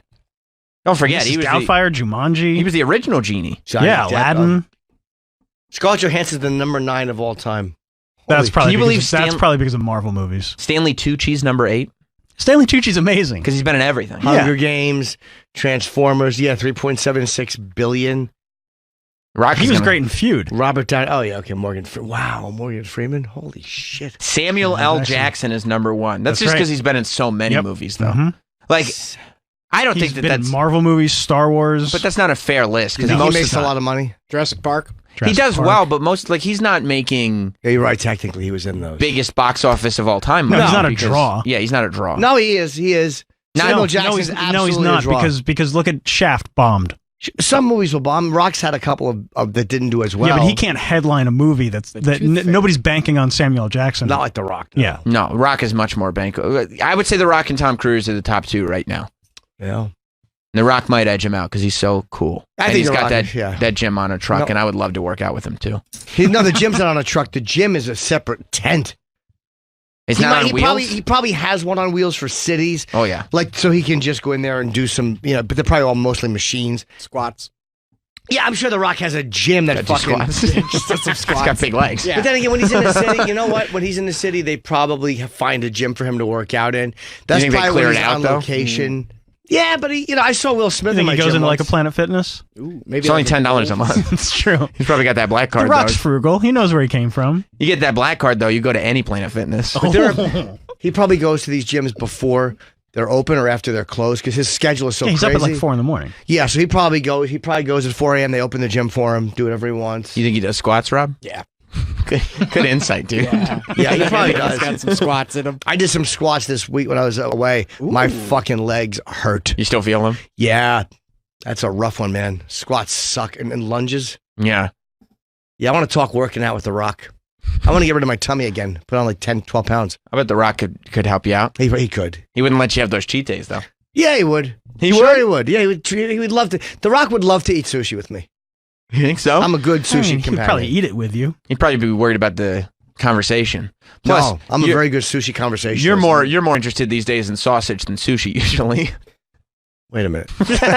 A nice kielbasi. No, but I'd have a great sushi chat with him. You You ever would? eaten here? Well, we talk about sushi places. I go, you know which one I want to eat in? I would hit the table like I was just coming up with it, but it would already be pre-planned. And he'd be sitting there like really interested. Tell me, Jim. I'd love to know. The one, Jiro. To the subway station in Japan. Obama ate there with the Japanese premier. Oh, so you've seen Netflix documentaries I didn't like the too. documentary. Bored me. Yeah. Ah, so you also have a Netflix subscription. I How do, interesting. yeah. Pay for it on time. Oh, good. Yeah. You think Is I that would auto pay? You think I would run out of conversation fast? You would. Yeah. Yeah, because The Rock, Rock doesn't have to pay for his Netflix. Netflix hooked him up, I'm sure. Hear that? A little construction. Rock doesn't have to put up with stuff like that. You think The Rock has his way on movie sets? I mean, literally, The Rock could say, I want that person killed. On a movie set. I mean, he got rid of the star of a franchise. He can do anything. Are you saying wants. he killed Paul Walker? Yeah. Well, no. He's surprised. I wouldn't put it past him. The Rock, hashtag The Rock body count. The Rock can do whatever he fucking wants. He's the best. 40,000 pounds of workout equipment. They He put can lift together it for all, every too. movie set. Yeah, he does. He just carries it. Yeah. You think he walked into Fast and Furious and he's like, Vin, I'd like to have your franchise. Vin Diesel's like, it's not available. It's not for sale. And he's like, oh, no, I won't be buying it. Yeah. Oh, no, that was not a request. Yeah, no. It's mine now. Well, they need him to be shredded too, so the movie company will pay for it because they need him to be in shape. Of course, he needs to look like $1 million, you know? But don't you need Vin Diesel to be in shape too? Either way. Carnival or gym. Put a flannel on him, no problem. You're right. He's got a lot of time to kill before that next Guardians movie. Oh, yeah. We'll put Vin in a hoodie. Doesn't matter. Hey, do we have him recorded saying Groot? Yeah. All right, Vin, we're good this time. Go down a little lower. I want to read more of this. I'm reading about The Rock's fucking traveling gym. At 5 a.m. he gets up, comes to the Iron Paradise, 40,000 pounds of, blah, blah. A lot of heartache. 40,000 every 5 a.m. Jesus. I wonder if Vin gets annoyed when he's recording his dialogue for Guardians of the Galaxy when he looks at Batista on set.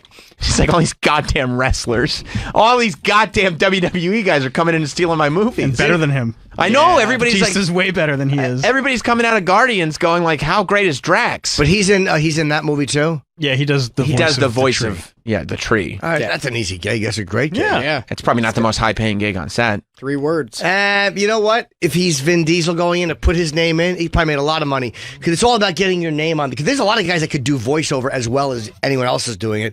But it's to get his name on it. So yeah, he probably has a bottom line that he won't go below. It's like different than mine. 7,000? Yeah, I'll do it for $7,500. I mean, it's only got 3 words in the movie. I am Groot. That's it. Tented gym, flags. Wow. Air Force, the Marine Corps. Yeah. You think they're going to give Fast and Furious to John Cena? He pees in a bottle during his workouts. Of course he does. He has to drink it. They might.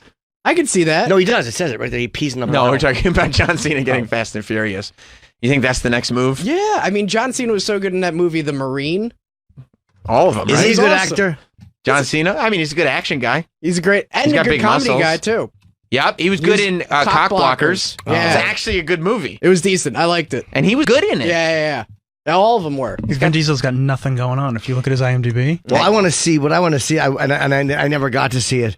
Was a Mars action movie starring Chief Jay Strongbow. That was back before pro wrestlers were in movie shape. Bob Backlund is like, well, I don't know if the role requires it, but I do have the ability to knee walk on command. Yeah, then you see him like around the fucking ship with the little helmet on. Yeah, I don't think this is going to work out, Chief Jay, especially since you're Italian. Oh, he was. He was. Yeah, he's like Laverne DeFazio's father.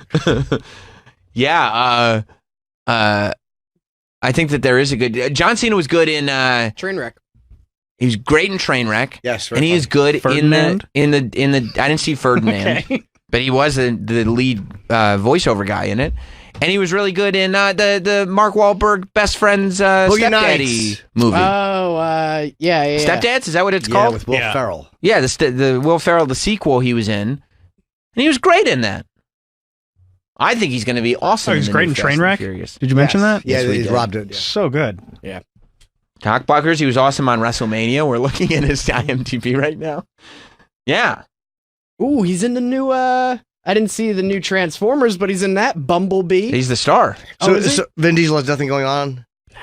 No, he's got Fast and Furious 9. No, did John Cena get Suicide Squad too? Vin Diesel would yeah, I love think he's going to that. be in Suicide Squad. Oh, and that's the James Gunn version. That's going to be a James Gunn hit. version. It's going to be great. Really good. Vin Diesel would have loved to be in Suicide Squad. That's all right. He's got Triple X 4. Oh, Oh, yes. jeez, he's back to the movies. he Then didn't wanna- Fast and Furious 10. Oh, jeez. Nice. All right. And then some movie with Riddick. Oh, awesome. no, that's not I true. mean, he's got the same 3 no, things it's over not. and over. They're not doing another Riddick. I hope so. It's called Furia. Ooh. Oh, Furia. Oh, come on over, Furia. Furia. Oh no, it really is is. Furia picking you up? Have a piece of cake and some coffee, Furia. Fucking, did you like that part? Oh, it's the best. Furio. It's So enamored. Why by don't it. you make love to your wife? His dumb hairdo. You don't like his ponytail? No, he was good in that, though. It's great. He was Everybody's good in great on that show. Sopranos. But I didn't like how it got so soap opera-ish when she went to Italy. They got to do something for the families, for the women watching. You know, the No, they wives. don't. Who was the other one she wanted to fuck? The fucking priest? Vic? Yeah. No, the priest. All she wanted to do was She fuck did. other men. Right? Yeah. She did. Yeah, she really. Well, Tony wasn't giving it to But her. then again, the father she didn't really want to fuck. He wanted to fuck her. Carmelo. Right. That was an interesting relationship. Well, he was playing with her a little bit. He was having her fall in love with him, and then he get wouldn't make the food. move. Remember, he didn't make the move. She got pissed at him. She showed him the door. I think he liked her too, though. Yeah, but he wasn't going to make the move. He No. was getting the emotional high. From a lot of the women. He loved to flirt with disaster. He's one of those guys that just likes to walk the line, but will never cross it. And the guys would let him stay over because he was a priest. Right. And then he pretends he's a good guy, even though, you know, you're not a good guy. Tony would come in, this is a priest. Whoa. It's like James Gandolfini was back from the dead for a sec. I know. What a shame. Fuck. Vic. He died. God damn. Vin Diesel really does have Fast and the Furious, XXX Fast and the Furious Riddick. Avatar 2 he's in? No, it's rumored. It probably is. Avengers End. I mean, come on, he's got a tremendous. He just only wants but those to are do just because he was Groot in that movie. He was in it for like 2 seconds. Yeah. Still, he's still in nothing but fucking giant films.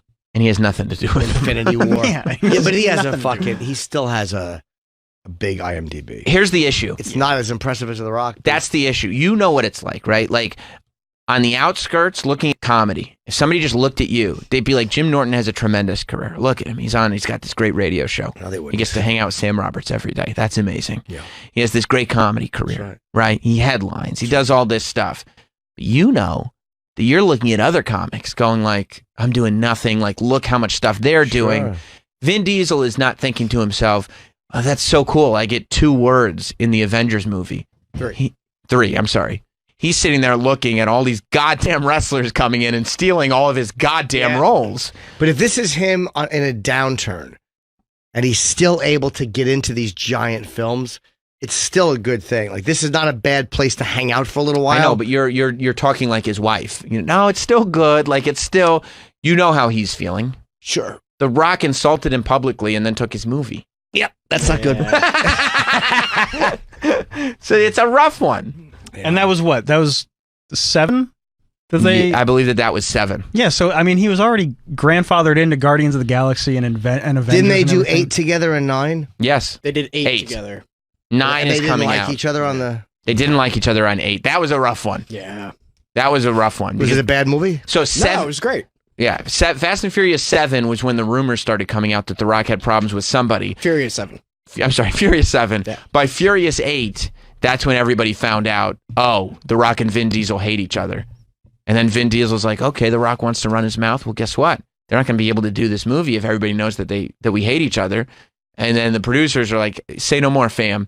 Don't worry about that. We're going to go ahead and give The Rock his own movie. And Vin's like, I wonder what started it. Was it that The Rock was getting big and Vin Diesel didn't like it, or was The Rock difficult with him? Like, who started it? I think didn't Vin just think he was a little bit bigger than he actually is? And I think so. He's just rough on set to deal with. And The Rock suffers no fools. No, and he doesn't like Rudy Poos, and he never has. What's a Rudy Poo? It's like a candy ass. Okay. Yeah.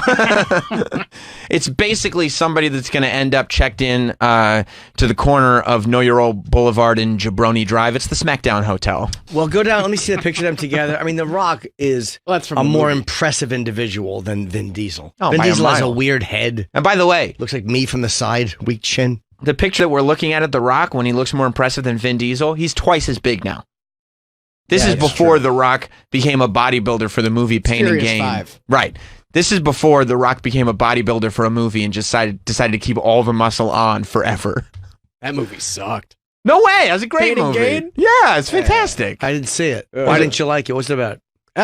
Wasn't it like the Mark Wahlberg, Yeah. The Rock, Yeah. and some other guy? They're all big. The guy who rapped against Eminem. Yes. Captain America. Mark Wahlberg got huge. Anthony Mackie. And they go and then like robbed somebody. It's a true story. Yeah, and it was just awful. It's incredible where The Rock is now, thinking about how many shitty movies he had. The Tooth Fairy movie. Tooth Fairy. It was a nice Walking Tall, or slow whatever build. that movie is. That movie Was that bad? It's not great. It wasn't a box office, I like that he sensation. did that one though. But nobody was sitting there saying this is happening for The Rock. No. Like, nobody No. said he was the next. And then person one who day would he control said, Hollywood. guess what? I'm the next guy. And everybody's like, oh, okay. We got You it. are. Yep. Nope. Gotcha. Sounds good. Baywatch. That didn't do that well, did No, it? no. Baywatch That was one of his rare bombs. That was his first bomb since he became the guy. Yeah. And I remember after it came out, he was like, yeah, that sucked. But he admitted it sucked, and they moved right on to the next one. He works a lot. Oh, Mike, he won't stop.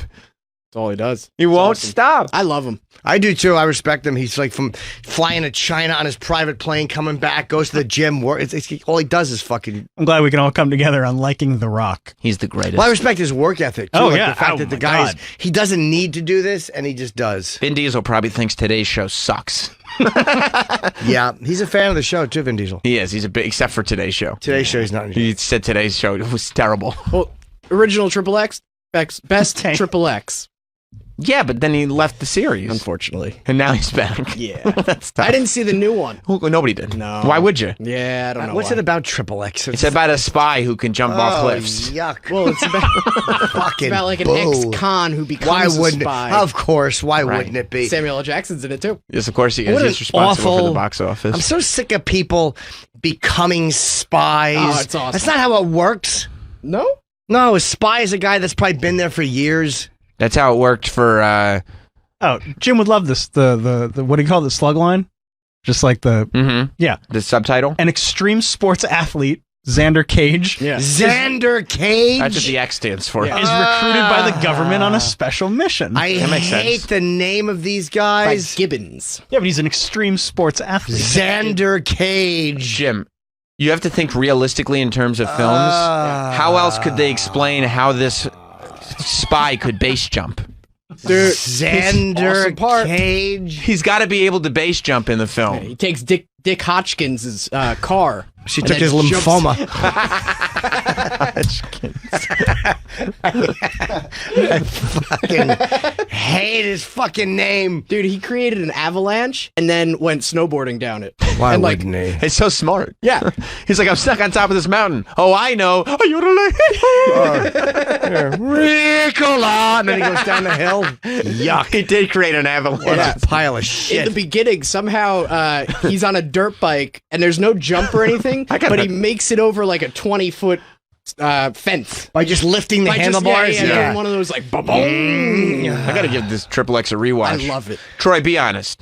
When I tell you that there's a movie out there where Vin Diesel creates an avalanche and then snowboards down it, sounds awesome. Yeah, Yes? that's kind of cool. Yeah, I think so. Do you like the name Xander Cage? No. But what if it's an extreme sports athlete? Yeah. What's his name in the fucking Fast and Furious franchise? Vic DiBitetto?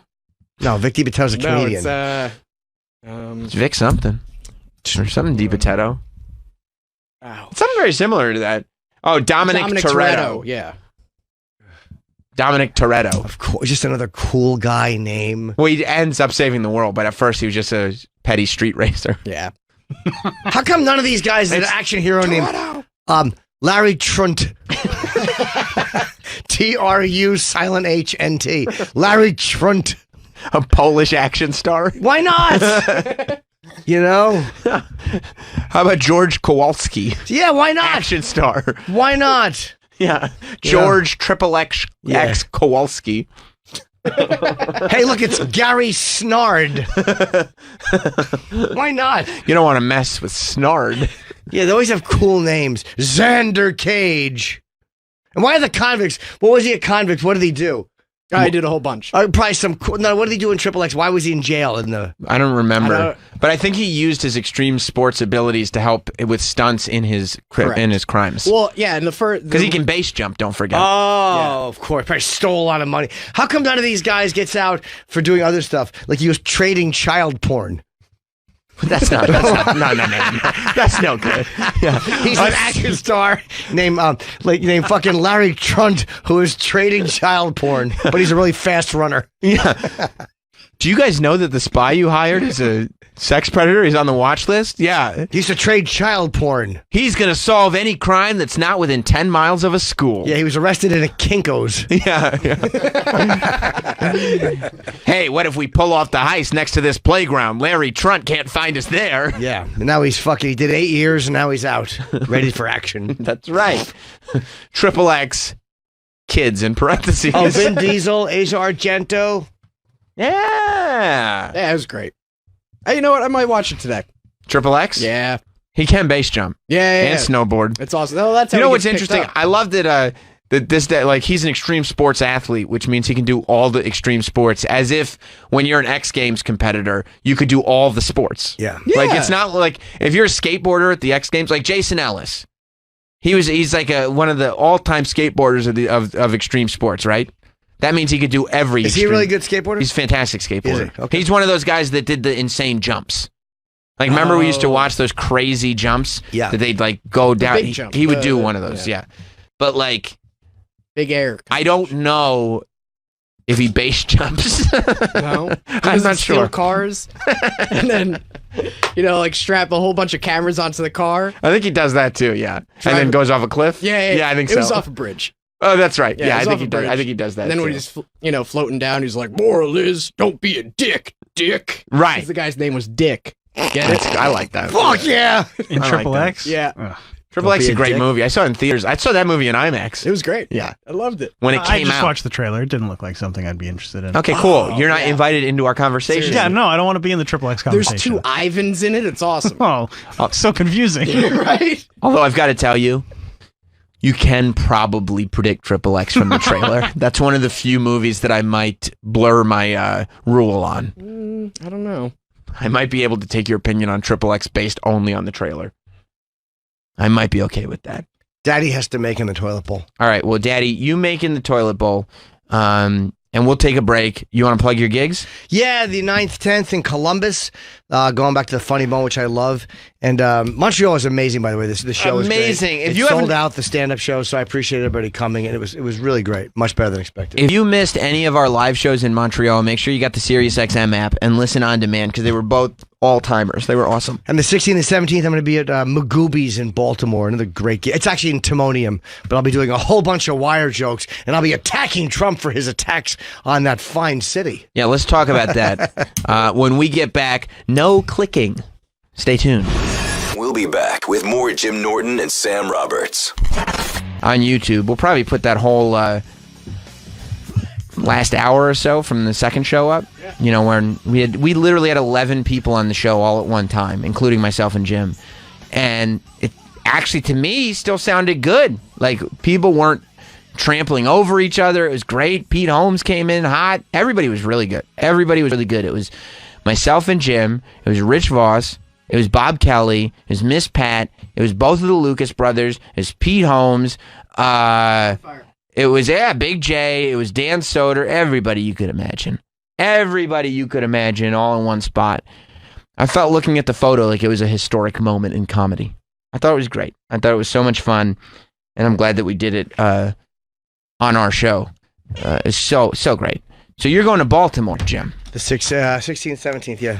How did you feel about the heat that Donald Trump took over the weekend? Was that he sent out some tweets? Of course, the guy in charge, the governor, I guess, of Baltimore. Is that who it was? The governor? No. He's a No, it was a senator. Senator, congressman. Yeah. Yeah, it was his district. Yeah, representative for Baltimore was insulting the border agents, and so Trump responded by insulting Baltimore. And called it an infested mess. He did call it an infested mess. He called it a filthy infested mess. But of course now he's a racist for saying that. Of course.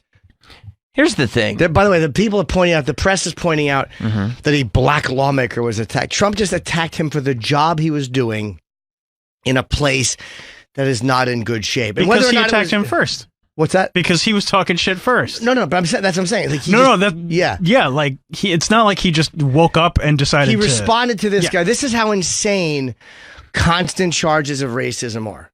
And I'm not saying they're never justified, but he attacks this law. By the way, the media, the same media who's mentioning that this is a black lawmaker and a mostly black play, they failed to mention the racial difference, of course, in the guy who was beaten up outside the hotel in D.C. Did you see that video? I didn't. 12 guys stomped the one. Oh, right. But they, again, this is all the press. Trump's a racist now because he attacked this black lawmaker in response to this guy attacking the border patrol agents or what was going on at the border. It's insanity how often that word is used for any attack. To me, race had nothing to do with the fact that he was saying this Democrat sucked and that no human being would want to live there. And they're like, but black people live. He's not insulting black people. He's saying it's not a good place to live, and I'm sure they're not enjoying it either. I think that the people who are acting like Baltimore does not have issues are totally nuts. It's insane. Yeah, I mean, clearly Baltimore is in bad shape. Terrible shape. And it's still in terrible shape. They made an entire series about Baltimore. You might remember walk through the garden. the opening theme and the commercials you'd see. Well, I can bring home the bacon, fry it up in a pan. Right. You might remember that. Commercials. It's HBO. Yeah. No, they did it before and after the show. I do remember that commercial. But I watched it on another. I didn't watch it on HBO. I watched only the clean version. The Hulu broadcast. So I think that the fact that he went after this guy in New Orleans isn't racist. I do think. New Orleans. I'm sorry, Baltimore. Okay. Yeah, I meant Baltimore. Yeah, Elijah Cummings. I do think that there is something I think that whether Trump knows it or not, there's something inherent in him. He's got racial bias in him. I do think that if you look at it, he only really says things like filthy and describes it as no human being and shithole. And he uses certain language, whether he's aware of it or not, when he's talking about places primarily populated by people of color. There is a difference. But the places he's described, I think it was fair. It wasn't like he's describing great places. Describing Baltimore and saying no human being would want to live there. He's saying that it's a fucking dump and no one should have to live there. No, I get what he's saying. So I don't know if that's... Cummings is a disgusting rat and rodent infested mess. The worst run and most dangerous anywhere in the United States. I mean, I don't know if it is the worst or if Camden is rougher, but I mean, him attacking this guy and saying you represent a place that is rat infested. I mean, it's fair. Do it, Race. I think it's what he's saying is actually fair. Like, I don't think that there's any way you could say that Baltimore doesn't have a major crime problem. But I do think that there's a conversation with how he says things and the words that he uses in specific instances. Like, and maybe I'm wrong. Maybe you could find examples where you go like, okay, but I do think that his language changes when he's talking about, like, he almost talks down to and takes the humanity out of places that he thinks are populated by non-European whites. But doesn't he do that about everything he says? Meaning, like, his language, whenever he's discussing something he's at odds with, it's never good. I mean, the way he talks about other political candidates, the way he talks about Nancy Pelosi, the way he talks about anybody he doesn't like, he talks about in a way that is completely disrespectful. By the way, I already see there's somebody on the line. I've barely got a sentence out before it says Sam's full of shit on the phone. Like, let's have a conversation first, okay? But yes, no. Yeah, I don't think that Trump, like, reserves negative commentary for for minorities. Like, clearly, he lashes out at enemies, right? Anyone that he thinks of as an enemy or anybody that talks shit about him, white, black, brown, whatever, he talks shit back to. I just think that it's... And it's easy to just jump on and say this man is a racist and he's a white supremacist. Like that's a pretty easy kind of intellectually lazy argument to make. But I do think that there is something to talking about the way he talks about certain people in situations. And I think that it could be something that he was just raised with and he doesn't even realize that he's got these biases. But I think that he talks differently when he attacks people of color. I would like to see areas where people of color populated. I'd like to see well, no, I mean, let him in, Sammy. I understand. I would like to see an example where there's a white area he could have and should have attacked like that, but didn't. Like, you might be right, but I want to see an example where, because, like, you know, again, I love The Wire, and I'm going to perform near Baltimore, so I have no, but again, he's right, it's a fucking dump, I'm sorry. Yeah, I also think that the people who are like, you shouldn't say Baltimore's a dump. What did he say, like Haiti or some other place was a shithole? All right. He's saying what other people want to say, but won't. There are times where he's using language a president shouldn't use, but you're going to tell me that fucking other people have talked about Haiti or wherever it was he described and didn't want to say it's a shithole? Yeah. No, yeah, I mean, that's the thing. Come on.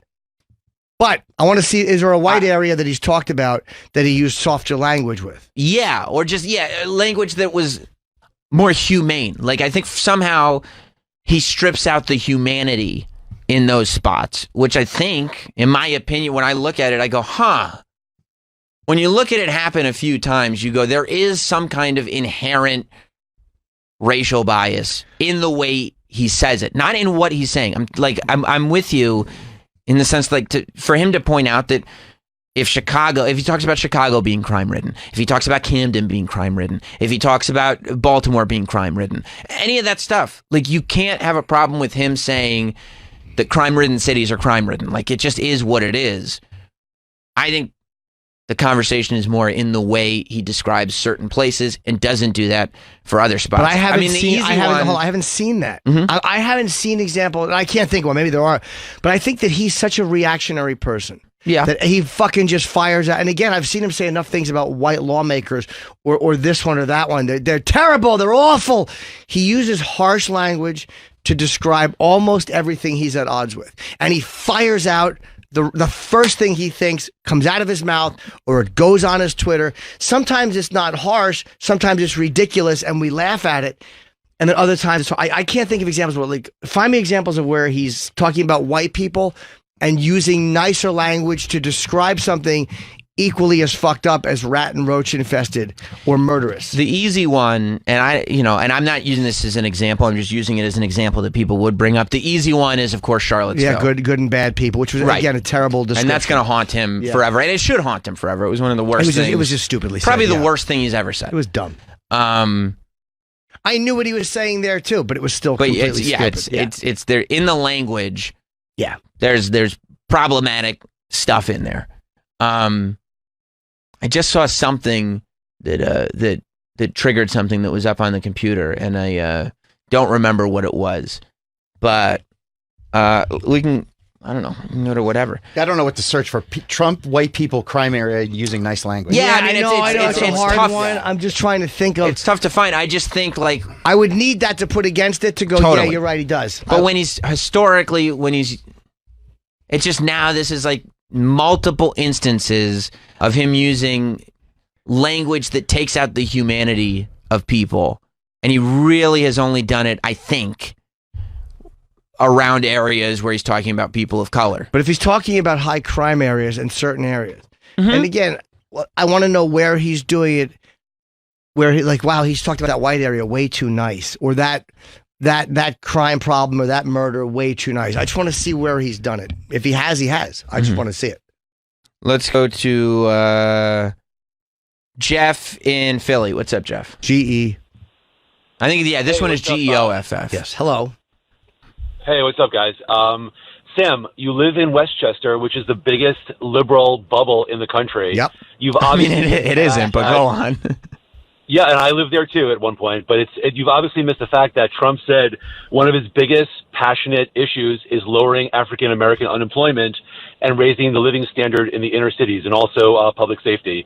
So you don't mention that. You just mention the negative side because you're obviously a Democratic voter. You obviously live in a left-wing liberal area. I mean, Jeff, which is totally fine, you know? You're the one jumping to conclusions. We didn't bring up that because we're not talking about that. We're talking about what he tweeted over the weekend and the conversation around specifically that language. I didn't say you're so defensive and ready to come. You were completely defensive. I didn't even say. I said it was intellectually lazy to call him racist.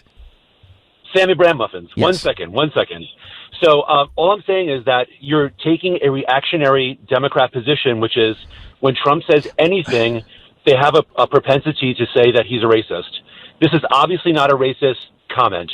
And he's also said very, very positive things about the African American community. You have to look at everything as a complete story. You can't just take one comment based on Democratic propaganda and say the guy's a racist. He's obviously not. One thing he does do, Jeff, that I found like a little silly was like when he talks nicely about black people, it's almost like he wants you to know he's doing it. Like, of course. And this irritated me. Like when he's talking about the whole ASAP Rocky thing. What do you mean, of course, Sam? Which is a weird. I apologize. The ASAP Rocky thing is a weird one because then he came out and they wouldn't release ASAP Rocky because I think there's other footage of him maybe doing something first because they're standing very, very firm on it. And he said they're doing a disservice to our fine African American community by not releasing ASAP Rocky. I think that was a little egregious. Like, come on, like a bit gratuitous. Like, what do you mean our fine? I mean, he's friends with Kanye. Why is it a problem that he wants to have the guy released? It's not. No. It's not what I'm saying. It's not. The problem is, it's not that he wants them released. It's that he said in his statement on Twitter that Sweden is doing a disservice to our African American community by not releasing ASAP Rocky. And it was like, come on, dude. What are you like? Then, like, if the He's guy a national treasure, why? I mean, why can't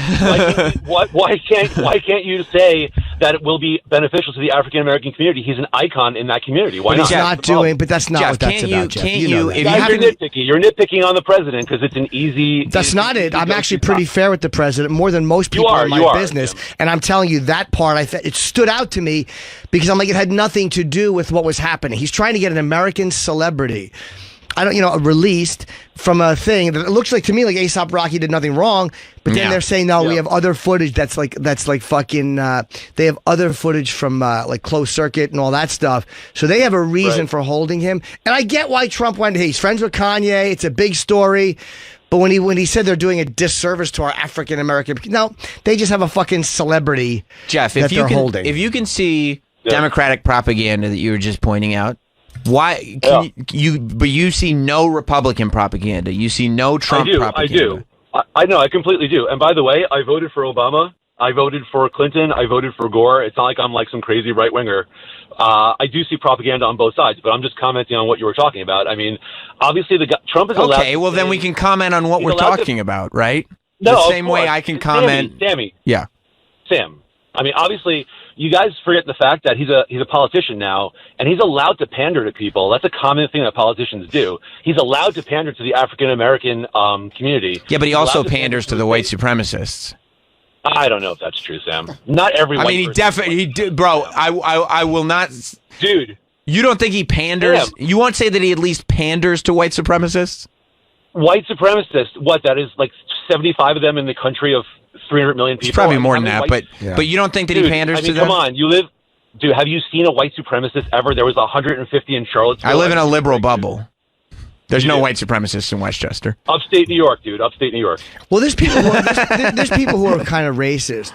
I mean, and there are plenty of racist people, and they get lumped in with white supremacists. Like, white supremacy is something we think of as people who march and want to burn black people alive. And, like, there's a lot more racist than just that. Like, those are the extreme cases, but a lot of racists are white people that just don't like blacks and don't like Jews. And they're not white supremacists in the sense where they're not running around being physically violent, but they still have real racist And it really shit, does. they think. It goes back to a point that you bring up about Patrice a lot, which is Patrice's great. I didn't say anything about Patrice. Not you, Jeff. I was talking to Jim on that one. No, of course. And it was like my ex-girlfriend getting mad because some girls were allowed in a restaurant, and she walked over and she had to. I'm gonna hang up on you, Jeff. All right, Jeff, but I take appreciate care, man. it. Good talking to you. I appreciate it. Thanks, Jim. Bye. All right, buddy. You know, turned down Tina did nothing wrong. They were being loud. Okay, so here's okay. This is a great example of you saying like he just Angela Merkel got mad in a restaurant. That is who she looks like. He says exactly what comes to mind. This is Turn Down Tina, who became an internet celebrity over the weekend. I'd fuck her. Because she got upset in a restaurant, and she said the first thing that came to her Do mind. we have an uncensored version? We, as a matter of fact, Jim, we do. Let me hear this, because I guess some folks are being allowed, and Tina didn't, she wanted to. Let's hear it. Right. Here's the thing. They're filming her. What you got her?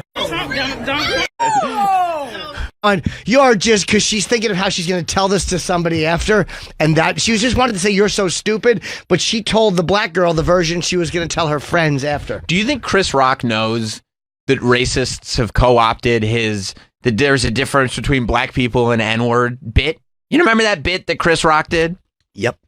Do you think Chris Rock knows that racist people have co-opted that to excuse them from using that word? And by the way, I'm not talking about all black people when I say the fact that the news is covering it is embarrassing. A woman saying something shitty to other people is not fucking news. Like, they're actually covering it on the real news because they want it. Whatever's trending, they just throw it up on the Such news. Cunts. Yeah, but yeah, like that's something. I'll say that this is something. Mm-hmm. When you hear black people say there's so many racists.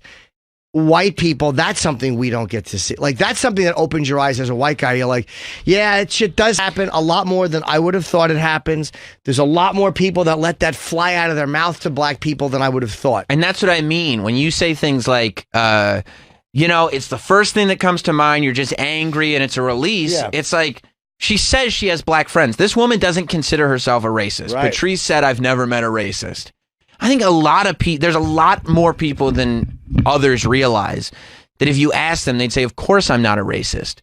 But when they're mad, it takes all of 30 seconds for the N-word to come out of their mouth. That's years and years of racial ideas and prejudices or it could just being be conditioned. Or it could just be it's the first thing you grab for when you're in a rage. When that's there, there's something more to if it. a guy 400 pounds cuts you off and gets out and goes, "Hey, why don't you learn how to drive?" The first thing you're going to think of is, "You fat fuck!" It's the first thing you go to, and you don't have a hatred for fat people. I'm not saying she's no, but a you know racist. it's insulting to be fat. Yes. So she's somewhere knows it's insulting to be black. Not what to insult someone for being black, not to be black, to say something derogatory about that. Like, you know, it's offensive though to call somebody fat. That's why you're saying it. Yes. Right. That's the point I'm making. It's like, you don't have a dislike of them. You just grab for the first hammer you hit. It's like, and I'm not saying she's not a racist. I'm not saying she isn't. She might be a total racist. But I'm saying sometimes when people are dropping the atomic bomb with black people and white people arguing, it's race. Like when black people would argue with each other, that's not the first thing they would say. You understand? You grab for the thing that you think will hurt the other person the most. There are people who are racist that do that, and I think there are people who are not racist that just grab for it and swing it because it's a crowbar. And no matter what it is, like if somebody in a wheelchair, you might not say that to them, but it's the first thing you'd want to say. Fucking asshole in the wheelchair. Like it's just the thing in front of you. Doesn't mean you're anti-handicapped people. Yeah, it's just, and again, but you can be a racist. I'm not saying she isn't. Right. We're just talking bigger Yeah, like a picture. lot of times you grab for what you think is the atomic bomb. Yeah, I think that you're there's angry and it slips out. Yeah, but calling someone fat isn't universally known as a bad thing to do. But it is in anger. When you say you fat fuck. Of course it is. You're not going to get fired from your job. Of course you would. Now it's different than the end. Of course it's different.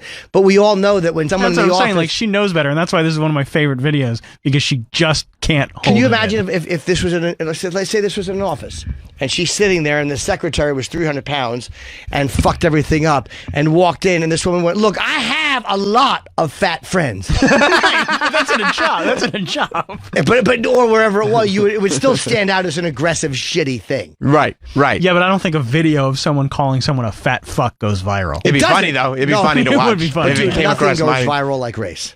especially So that's that just- word. Nothing go. Yeah, I love this woman. She just couldn't hold it in. And didn't she double down in an She interview? defended it. Yeah. Which was really. Yep.